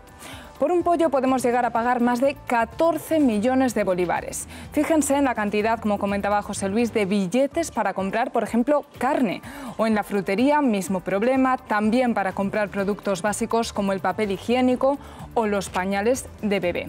Si después de la compra queremos comprar un libro, por ejemplo, en un puesto de las calles de Caracas, miren lo que nos encontramos. Un cartel para recordar el cambio al Bolívar soberano, que así es como se llama el nuevo Bolívar. Una aclaración necesaria. Los venezolanos tienen tantas dudas sobre los nuevos precios que desde ayer la red está plagada de gráficos como este, para recalcar la pérdida de esos 5 ceros y la devaluación de la moneda. Con este cambio, la intención de Maduro es que ya no se necesite una bolsa de fajos de billetes para llenar la nevera. Aunque algunos economistas, José Luis, creen que a largo plazo no va a ser beneficioso para la economía venezolana. Vamos a irnos, de hecho, hasta Venezuela para saludar a Henkel García. Él es economista, es ingeniero. Y a esta hora de la tarde en Venezuela también tiene la amabilidad de atendernos. Henkel, buenas tardes para usted, buenas noches desde España. Sí, buenas tardes, buenas noches. No, les quería adelantar una primicia que, claro, ustedes están ahí en vivo, pero se acaba de sentir un temblor bastante fuerte, yo creo que en toda la costa venezolana. Estamos hablando de un temblor de 7 grados de magnitud. Claro, todavía no se sabe cuál es el impacto de esto. Yo lo acabo de sentir acá en la oficina. Realmente fue, de lo que yo he vivido, el temblor de mayor magnitud y cuya duración fue bastante larga. Estamos hablando de cerca un minuto. Entonces, bueno, no sabemos cuál es, no sé, esto acaba de ocurrir hace apenas unos minutos, unos segundos. No sé cuál va a ser el impacto, las consecuencias de esto, pero sí, preliminarmente es un temblor, yo no sé si ya llamarlo terremoto, de 7 grados. Sí, nos dicen que de momento no hay datos. Usted, por lo que puede ver, además de lo que ha sentido, digamos que no hay grandes desperfectos, o usted puede mirar por la ventana hacia el exterior de su oficina. ¿Se percibe que haya podido haber algún tipo de desperfecto, alguna consecuencia grave de ese terremoto, que insistimos, si es de 7 es grave? En la zona que yo estoy de Caracas, no. El epicentro fue del lado de Sucre, entonces habría que ver del lado oriental del país, que está relativamente lejos de Caracas, a ver qué consecuencias trajo. Pero por ahora no hay, porque, como te repito, acaba de ocurrir, fue cuestión de segundos antes de recibir la llamada. Pues le agradezco mucho también esa información, porque ya le decía que le llamábamos por este asunto de la reducción de ceros en los billetes, en los precios en su país. Pero claro, menos billetes, Henkel, pero mismos problemas. Porque el problema no son los billetes que hay que llevar, sino el problema sigue siendo llenar la nevera, ¿no? Sí, bueno, varias cosas, ¿no? Venezuela está en un fenómeno de hiperinflación. Y claro, está todos los temas alrededor de la reconversión monetaria y de quitarle 5 ceros, pero hay un conjunto de medidas que el presidente, que el gobierno venezolano ha tomado, que van a hacer que la hiperinflación en Venezuela se acelere más y las consecuencias en la economía real que esto puede traer, porque entre las medidas que fueron tomadas, estamos hablando de un aumento del salario mínimo de más de 30 veces. Un aumento de salario mínimo las empresas hoy no tienen cómo afrontar ese aumento de salario mínimo. No hay la masa monetaria en la economía como para cumplir con estos compromisos, y viene una época, unos días muy duros en Venezuela, porque este ajuste de precios que van a tener que hacer las empresas va a hacer que el poder de compra del venezolano, antes que se cobre este primer aumento, van a ser días muy duros de mucha escasez y de precios y de brincos de precios muy altos. Estamos hablando de que en los próximos días, en las próximas semanas, pudiésemos ver como los precios en Venezuela se multiplican por 5 o se multiplican por 10. El estimado que nosotros tenemos en los primeros cálculos que tenemos, primeros estimados, estamos hablando de que los precios en Venezuela pudiesen subir entre 5 y 10 veces la próxima semana. Estamos hablando ya de una inflación del 1000%.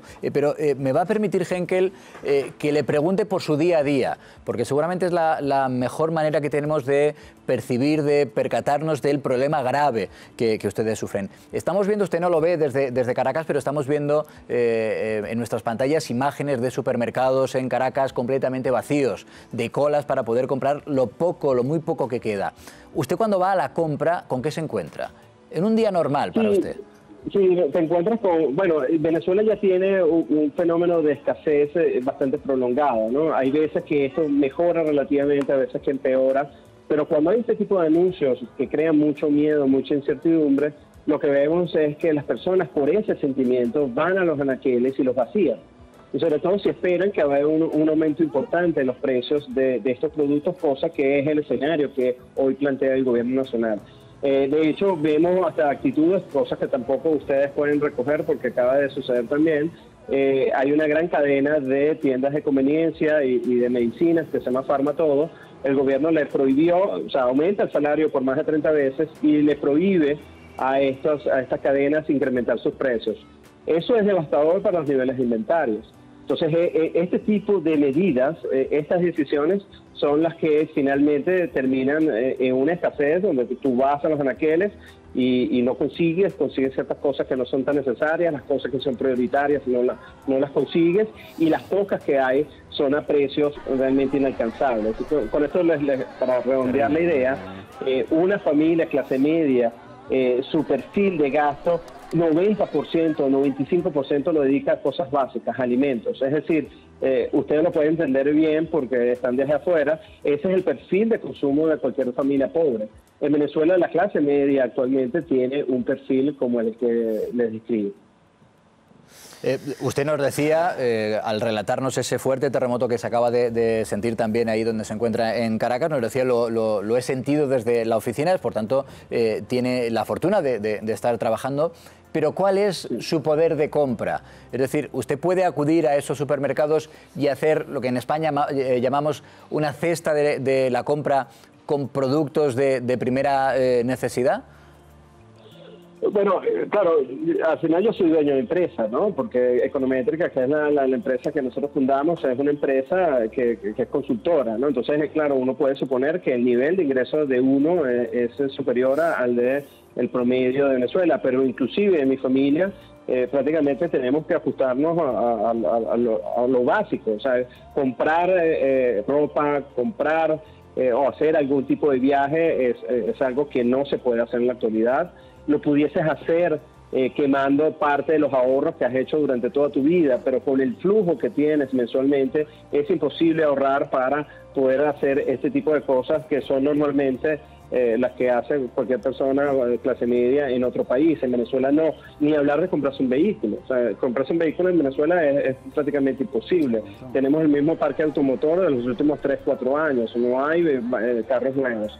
Y bueno, ni hablar de una vivienda, eso ya es totalmente inalcanzable.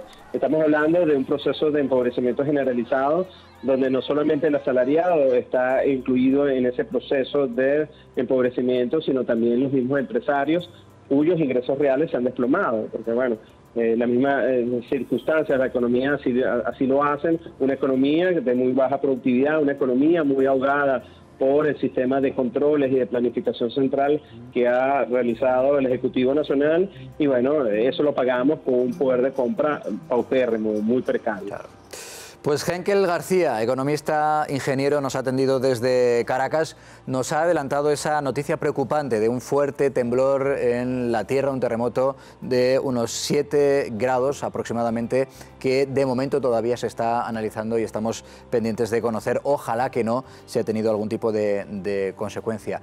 Le agradecemos mucho, le agradezco mucho su presencia esta noche con nosotros y que sepa que aquí nos tiene. A ustedes por estar pendientes, y les pido que sigan en eso, sigan pendientes de Venezuela, que bastante falta nos hace. Sin lugar a dudas. Un fortísimo abrazo, Henkel. Gracias, muchas gracias. Bueno, pues esa es la situación. Es que al final, terrible. Claro, tienes que estar allí, contactar con alguien de allí, con todas las restricciones que tienen para poder hablar y con las posibles represalias que pueden sufrir por hablar. Te cuentan cuál es ese día a día, ¿no? Bueno, es peor lo que está pasando en fronteras. El éxodo, hablamos de otros éxodos y nos conmovemos en el continente africano y en el continente asiático, y no estamos hablando del éxodo que se está produciendo masivo de miles de venezolanos huyendo del hambre por las fronteras con Brasil, con Perú, que hay campamentos de refugiados venezolanos en Brasil que están siendo atacados por brasileños que quieren que se vuelvan a Venezuela. O sea, lo que está ocurriendo ahora mismo en esa zona de Sudamérica es gravísimo, es un drama humanitario. Cómo ha destruido el país Maduro, ¿no? Porque es verdad que la herencia de Hugo Chávez era una herencia ya terrible, sin ninguna duda. Ahí voy precisamente al tema de los recursos, pero las libertades las han conculcado por completo. Venezuela es una dictadura, no es un régimen autoritario, es una dictadura. Han destruido la economía, pero es verdaderamente sorprendente que no haya ninguna investigación penal a nivel internacional para determinar. Venezuela está, en fin, encima de un charco gigantesco de petróleo. Ninguna investigación para determinar cuántos miles de millones de dólares han robado Hugo Chávez, su familia y sus amigos, y dónde se ha metido ese dinero. Porque son denuncias que han formulado exministros que formaron parte de ese gobierno. Es un asunto de dominio público. Hay dinero que se ha llevado a Estados Unidos, pero es un país que ha sido empobrecido. Es decir, no está en la ruina sencillamente porque este señor es un zoquete que no sabe gobernar, el señor Maduro, este dictador. Es que lo han saqueado, es que lo han expoliado y se han llevado el dinero del petróleo. Se lo han llevado. Vamos a seguir hablando de inmediato de lo que ocurre en Venezuela, entre otras cosas porque está prácticamente en las portadas de todos los periódicos, porque es verdad que los venezolanos de a pie, como Henkel, con quien hablábamos, evidentemente necesitan nuestra atención y necesitarían nuestra ayuda. Y muy pendientes también de esa última hora que él mismo, que Henkel desde Caracas nos transmitía, ese fuerte temblor en Venezuela que ojalá no haya supuesto consecuencias graves. Con todo eso volvemos ya mismo, de inmediato.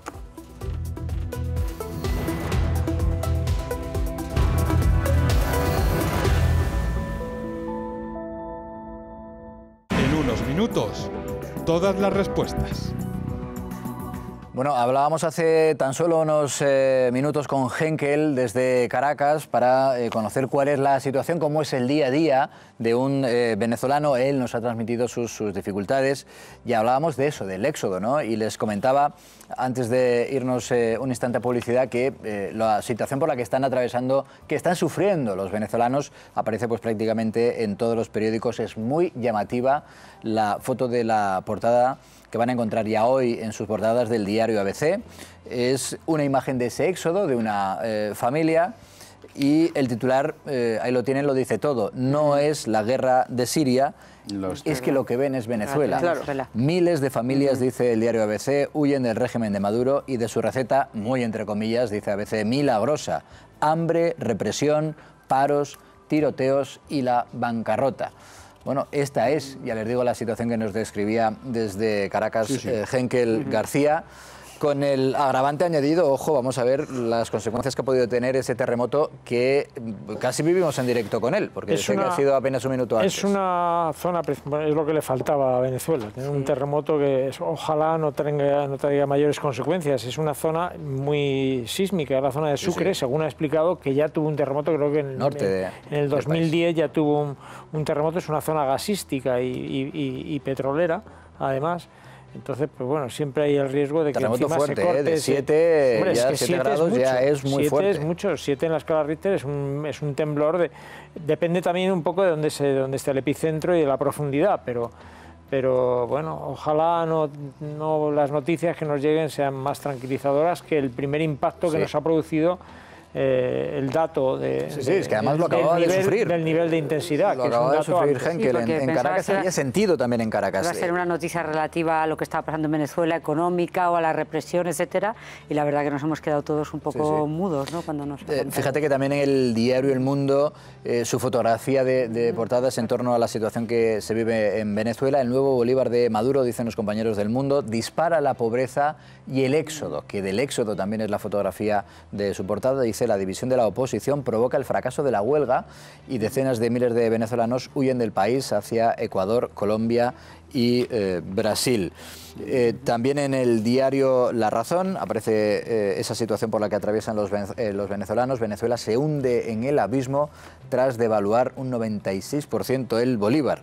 Él nos decía, hombre, incluso las familias que gozan de una situación económica un poquito más desahogada dentro de la situación que se vive en Venezuela, incluso esas familias, claro, lo de llenar la cesta de la compra con productos de primera necesidad ya es casi un sacrificio. Plantearse comprar una vivienda o comprar un coche es un imposible. La población entera está empobrecida y evidentemente lo primero que se cargó fue el tejido empresarial. Además, aquí en España somos testigos, constantemente están llegando empresarios, pero no sencillamente grandes fortunas, sino aquellos que tienen una mínima capacidad para salir y para reconstruir su vida aquí. Los que pueden, buscando que el régimen un futuro. No se lo pone nada fácil. Los que pueden, por supuesto, buscando un futuro, pero realmente no hay, por supuesto, ni clases bajas, ni clases medias, ni clases altas. Se ha cargado por completo toda la base social de Venezuela. Y eso tiene una solución pues muy complicada y en medio además de un clima de violencia muy fuerte, del que se habla menos. Bueno, también en las portadas, el otro asunto al que hemos dedicado buena parte del cascabel de esta noche es llamativo. Hacen un juego de palabras los compañeros del diario ABC para titular: Sánchez, entre comillas, ahí lo van a ver, resucita a Franco por decreto ley.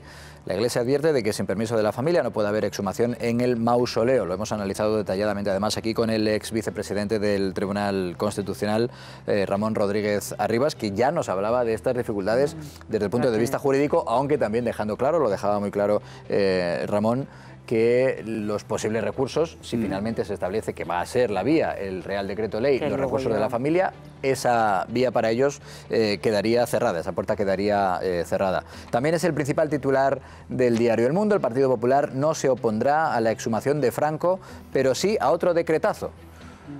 Claro, al final esto va a tener que volver al Congreso de los Diputados. Y ahí los partidos políticos tienen que volver a votar el decretazo, que es la fórmula jurídica, ya les digo, elegida por el gobierno. Hay mayoría suficiente para eso. Sí, pero en cualquier caso también el titular también es indicativo. Dicen no se opondrá, entonces bueno, a lo mejor... Porque la anterior vez ya estuvo. No, por eso te quiero decir, porque exactamente, si tú votaras en contra, aunque fuera por criticar la forma del decreto ley, aparecería como que te opones a que se sumen los restos de Franco. Yo creo que ahora ningún partido está por asumir ese... Se abstuvo el Partido Popular, me parece que UPN y nada más, el Ciudadanos apoyó, a favor, por ejemplo, apoyó, el planteamiento que hacía el PSOE, el proyecto no de ley de exhumación. Sí, los votos los tiene asegurados. Oye, ahora seguimos con el repaso a las portadas de los periódicos ya de hoy, Pero antes de los aquí presentes, me tenéis que decir quién ha pasado el sarampión. Pues mira, yo... Yo también, ¿eh? Yo no lo sé, porque pasé... Yo creo que no. En teoría yo había pasado la varicela, pero luego la pasé a los 20 y tantos, o sea que no la había pasado. No lo sé, creo que no. Dos de... Bueno, es un porcentaje relativamente bajo. ¿Tú ya que pasabas a que no te acuerdas? Eres joven. Sí, no me acuerdo porque era muy crío. Yo sé que pasé la varicela, el sarampión no me suena. Yo sí me acuerdo porque lo pasé prácticamente todo. La papera, la varicela también picaba. Bueno, lo cierto es que, claro, yo creo que en nuestra época no había vacuna, ahora sí la hay. Yo creo que en nuestro tiempo no. Por lo menos yo somos coetáneos. No vacunaban. El sarampión se pasaba y punto. Yo no lo sé. De hecho, había un dicho que decía, hay que pasar el sarampión. O sea, que había que pasarlo. Que luego de mayor es mucho peor. Se pasa mucho peor si lo coges de mayor. Bueno, eso era entonces, no lo sé si existía o no la vacuna, pero desde luego no se ponía. Los de los 70 yo creo que lo hemos pasado todos. Tú y yo somos coetáneos, tú te conservas mucho mejor, pero somos más o menos de la misma época y efectivamente no nos vacunaron. Vamos, el caso es que no nos vacunaron, pero seguramente porque no existía esa posibilidad. Es verdad que ahora es más grave, que estamos asistiendo a un rebrote, estamos en cifras récord de casos de sarampión en los niños. Madre mía. Y posiblemente tenga algo que ver con esa moda absurda de no vacunar que tienen algunos. Bueno, vamos a preguntárselo a una voz autorizada, mucho más autorizada que la mía, que es la de Benito Amil, que es pediatra, al que damos ya las buenas noches. Y Benito, empiezo por eso, por preguntarle a qué cree usted que se debe ese rebrote de sarampión en Europa, que también se percibe en España. Buenas noches, José Luis. El rebrote de sarampión en Europa es un problema que tiene un origen fundamental en la falta de vacunaciones de los pacientes y que se han encontrado con casos nuevos de sarampión que les han infectado cuando ellos no tenían la vacuna puesta. Es un problema que va en aumento, puesto que en el primer trimestre de 2018 ya se han encontrado hasta 41.000 casos de sarampión, con 30 y pico, casi 40 muertes. Y estamos hablando solamente del primer semestre de este año, cuando en todo el año anterior los casos de sarampión en Europa habían sido 24.000 aproximadamente. El origen, con casi toda seguridad, está en la falta de población vacunada. No solamente niños, sino también adultos. Esto es el problema que tenemos ahora en Europa. No todos los países tienen la misma incidencia de casos.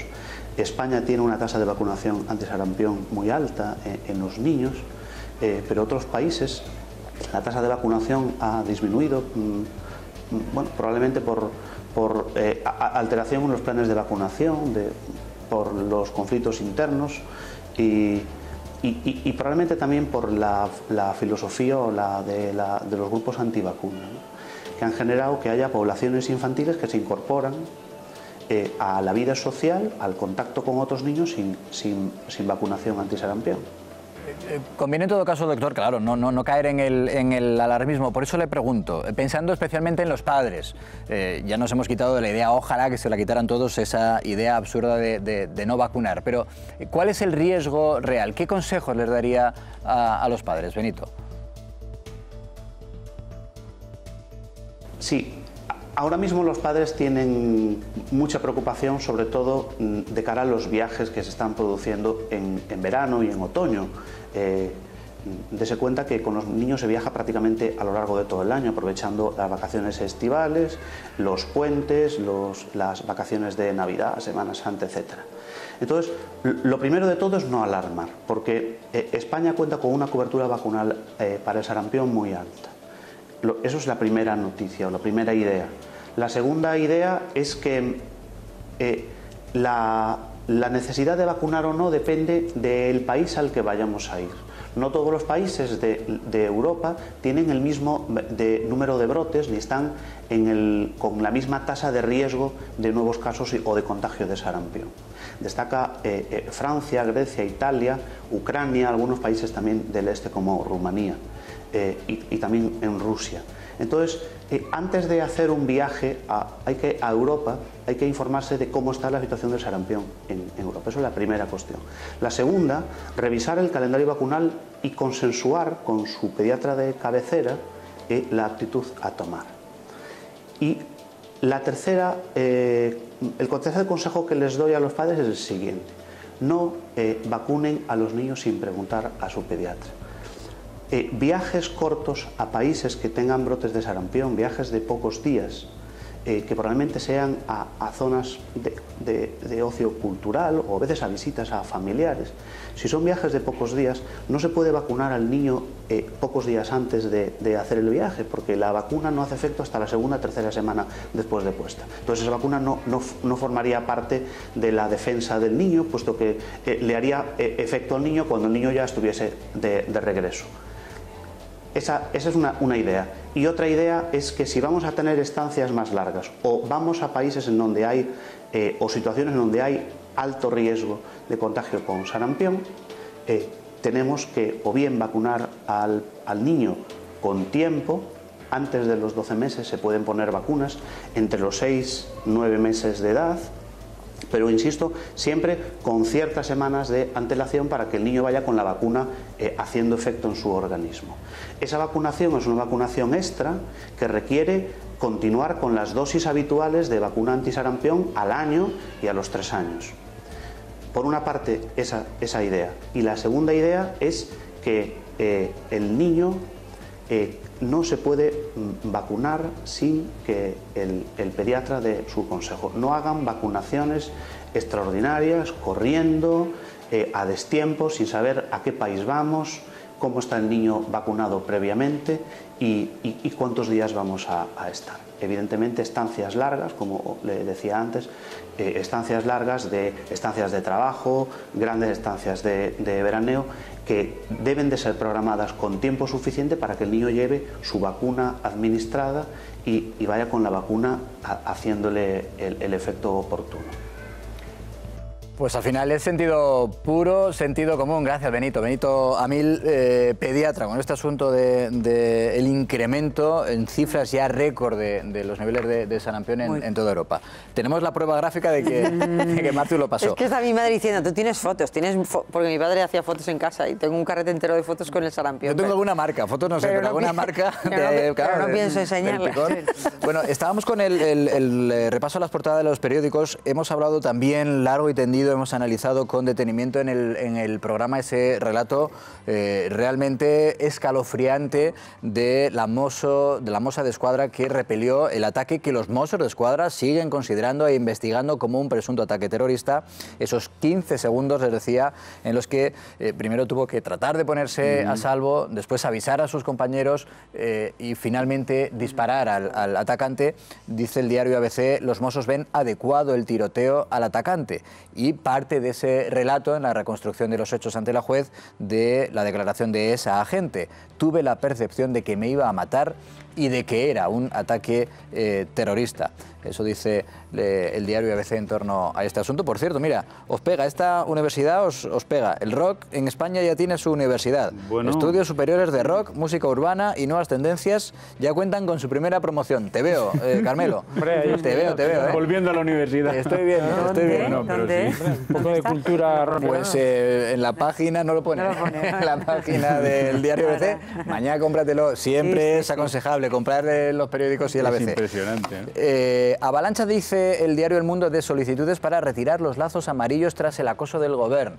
Ya nos lo decía uno de ellos anoche aquí en el programa, que no les van a amedrentar con esa advertencia de la posibilidad de multas de hasta 30.000 euros. Y también nos decía un abogado que evidentemente no van a tener ningún problema. Incluso esas 14 personas que han sido identificadas por los Mossos. Nada, si eso va contra la ley. Eso va contra la ley. A la retirada de los... Y especialmente contra la ley a la que se han referido. Claro. No hay ningún tipo en la ley Mordaza que establezca que la acción de colocar o la acción de retirar en las circunstancias en las que se están produciendo estos hechos sea ilegal, y por lo tanto no hay ni un ayuntamiento ni un gobierno autonómico que tenga ningún derecho a multar, ni por 10.000, ni por 30.000, ni por 35.000. Una ley de la que se pusieron enfrente, que rechazaron contundentemente. Por ejemplo. Y ahora intentan aprovechar. Oye, Merlos, como el Madrid, noticia del diario El Mundo de hoy, dice la Juventus pretende juntar a Cristiano con Zidane el año que viene. Bueno, hombre, dice los italianos quieren imitar la fórmula ganadora del Madrid. A Zidane se le quiere mucho allí. Es verdad que la Juventus, al margen de que haya fichado, en mi opinión, al que es todavía el mejor jugador del mundo, pero el club económicamente ha crecido muchísimo.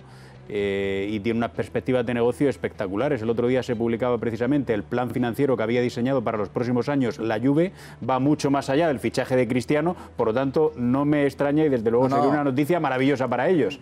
No está mal tirado, no está mal tirado. Claro, buena parte de los éxitos deportivos de Zidane también tuvieron lugar en la Juve, sí, claro, señor, entre otros clubes. Se le quiere mucho allí, efectivamente. También en la portada del diario El Mundo, ahí lo están viendo, ese relato de esos 15 segundos de horror por los que pasó esa moza de Cornellá. Fueron 15 segundos y vi que me iba a matar. La gente declara que Taib, el presunto terrorista yihadista, quiso apuñalarla y que le disparó 3 veces cuando se abalanzó sobre ella. 3 impactos de bala que dieron en el cuerpo del atacante. Insiste en todo momento en que tuvo la sensación de que quería matarla desde el primer momento. El diario El País, las exigencias de Podemos bloquean el presupuesto. Aquí este es otro problema con el que se puede encontrar el gobierno de Pedro Sánchez. El Ejecutivo dice estar sorprendido por el endurecimiento de la posición respecto al acuerdo con Bruselas en torno al techo de gasto y las exigencias que plantea Podemos para aumentarlo. Dice también el diario El País, Ciudadanos no se opondrá a la exhumación de los restos de Franco. También veíamos que el diario El Mundo apuntaba en la misma dirección, pero en un partido político diferente, en el Partido Popular. De manera que tanto El País como El Mundo dan por hecho que ningún partido se opondrá. Hombre, acerca de Ciudadanos nunca ha existido ninguna duda.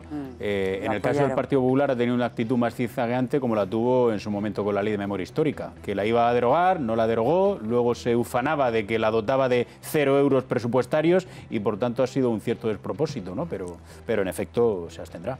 Ojo también a esta noticia que es llamativa del diario El País. Dice, el deshielo deja ensayar una ruta comercial por el Ártico. Esto puede cambiar, esto puede cambiar los desarrollos económicos de varias zonas del planeta y desde luego esto de darse, que es otra de las consecuencias, ojo, no se nos escape, del cambio climático. Se está deshaciendo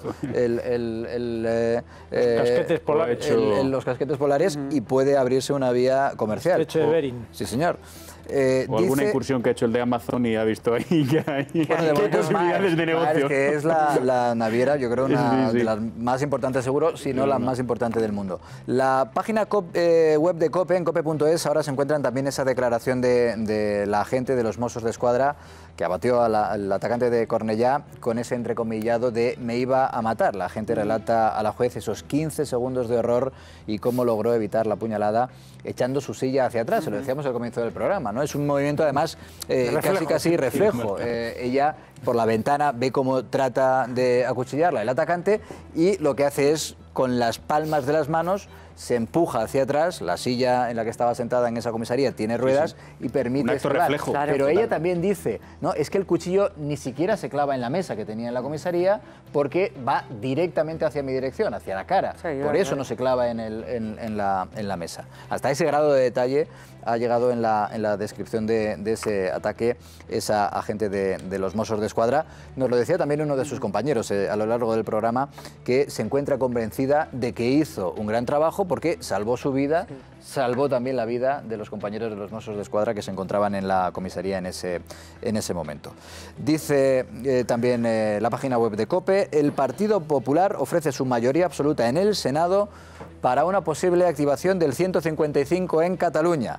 Dice la portavoz del PP, Dolors Montserrat, ha exigido a Sánchez poner freno a las amenazas de Quim Torra. Pero es una potestad del gobierno al final, ¿no? Yo creo que el Partido Popular lo lleva diciendo desde el primer día y además lo va a pedir, porque lo que vamos a ver en cuanto empiece el otoño con el 11 de septiembre, el 1 de octubre, es que los gestos se van a radicalizar y desde luego, el gobierno no tiene ninguna intención. A mí particularmente me parece que amagar sin golpear es peor para el que lo hace y desde luego porque no hay, en mi opinión, no hay motivos. Es verdad que estas declaraciones del señor Torra no pueden tener la contestación de la vicepresidenta, tienen que tener una contestación más contundente, una respuesta más sólida y más frontal. Eso no ha ocurrido por parte del gobierno, pero de ahí a que eso lleve automáticamente a la aplicación del 155 está fuera de toda proporción. Es verdad que la activación del 155 depende del Senado, cierto también que el Partido Popular tiene mayoría absoluta en en el Senado, como no es menos cierto que una medida de esas características requiere un consenso entre las fuerzas constitucionales. Yo creo que la oposición tendría que tener algún cuidado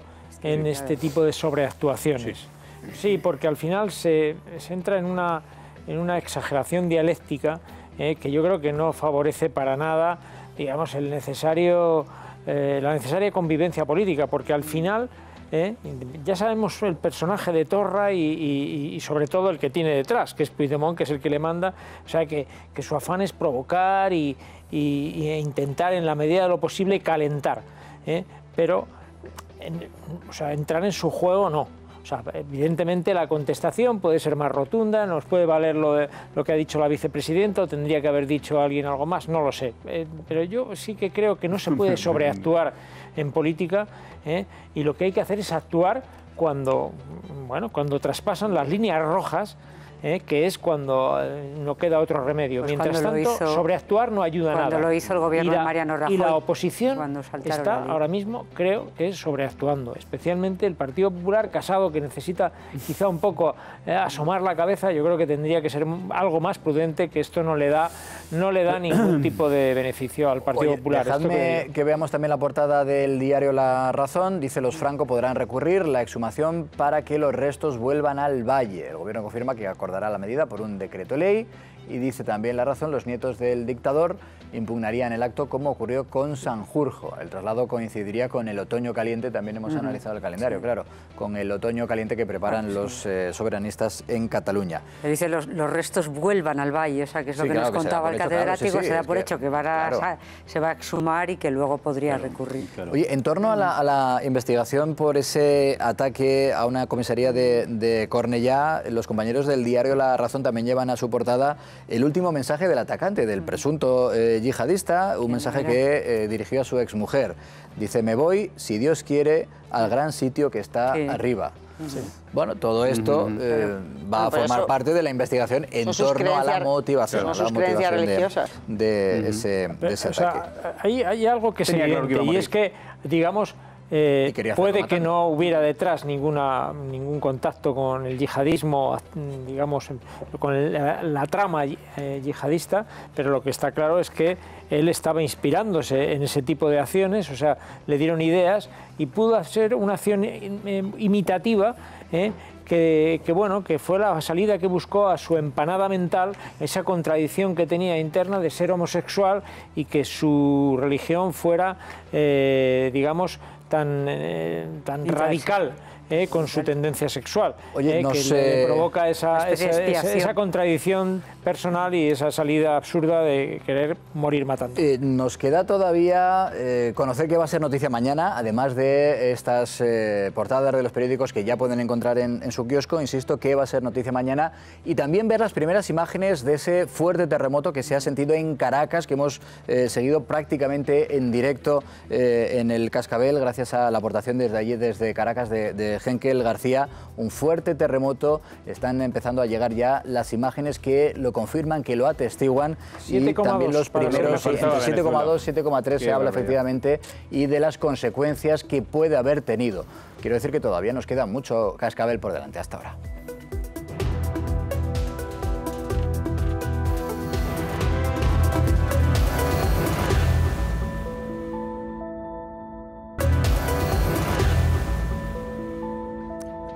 Pues les recuerdo lo que ha pasado en este programa minutos después de las 11:30 de la noche. Hace escasamente una hora saludábamos a Henkel García, que se encontraba en Caracas. Inicialmente le saludábamos para que nos comentara cómo es su día a día después de la situación económica gravísima por la que están atravesando los venezolanos. Y él comenzaba su intervención en este programa diciéndonos: tengo que contaros una última hora que no está relacionada directamente con lo que me preguntáis, y es que hace apenas un minuto se ha sentido un fuerte temblor en la tierra. Y él nos decía, hablamos de un terremoto de unos 7 grados. Finalmente ya se ha determinado que estamos hablando de un terremoto grave de 7,3 grados. 7,3. Se habla también de la evacuación de algunos edificios. Estas son las primeras imágenes que nos llegan de ese terremoto, que evidentemente se ha sentido, como nos decía Henkel, en Caracas. algunos edificios, como les comento, están siendo desalojados, pero todavía no hay noticias de las posibles consecuencias, ojalá que no las haya, de ese fuerte temblor de la tierra sentido en Venezuela. Insistimos que... Sí, se ha sentido también en Colombia. Estoy viendo que han cerrado algún aeropuerto en Colombia para inspeccionar el estado de las pistas, porque ha habido también movimiento de tierra. Sí, no, estamos hablando de un terremoto, ha sido muy fuerte. Insistimos, muy fuerte, de 7 grados, de manera que vamos a estar muy pendientes de las consecuencias que puede haber dejado ese terremoto. Esa va a ser, sin lugar a dudas, Laura, una de las noticias también de las próximas horas, pero además de esto, de la preocupación por ese terremoto en Venezuela, por la situación que viven los venezolanos, que puede agravarse por esta catástrofe natural, por este temblor de tierra, además de eso, ¿qué va a ser noticia en este miércoles? Pues José Luis, seguiremos muy pendientes de las novedades que nos pueda traer la investigación de la Audiencia Nacional tras el ataque a la comisaría de Cornellá. Además, mañana 22 de agosto se cumplen 2 años del asesinato de la joven madrileña Diana Quer en A Pobra do Caramiñal. Y continúa además el Encuentro Mundial de las Familias en Dublín. Estaremos muy pendientes de las novedades que nos lleguen desde allí y además conoceremos más historias de esas familias viajeras. Bueno, y hemos visto, Irene, cómo en las portadas, yo creo que de todos los periódicos, aparece ese Real Decreto Ley que el Gobierno ultima, que llevará a la mesa del Consejo de Ministros el viernes para la exhumación de los restos de Franco, que es el asunto por el que preguntábamos a nuestra audiencia y que nos tienes que contar con qué resultado. Sí, les preguntábamos si creían que estaba utilizando eso de un modo electoralista Pedro Sánchez y el 73,6% de nuestra audiencia cree que sí, que es electoralista. Gracias, Irene, gracias a todos ustedes. Pues aquí lo vamos a dejar. Yo decía que quedaba todavía mucho cascabel por delante. Gracias, Alfonso. Pero solo era el cascabel. Solo era el cascabel. Nos has metido el miedo en el cuerpo. Marta, un auténtico placer. Veo que te recuperaste muy bien del sarampión. Y tan joven como siempre, a punto de apuntarse en la Universidad del Rock. Sí, también nuestro Carmelo, que no ha querido desvelar qué ha hecho en el intervalo entre Herrera en Cope y el cascabel. Ahora me pienso enterar yo. Absolutamente inconfesable. Completamente inconfesable. Bueno, gracias. Mañana, misma hora, mismo sitio. Que descansen. Adiós.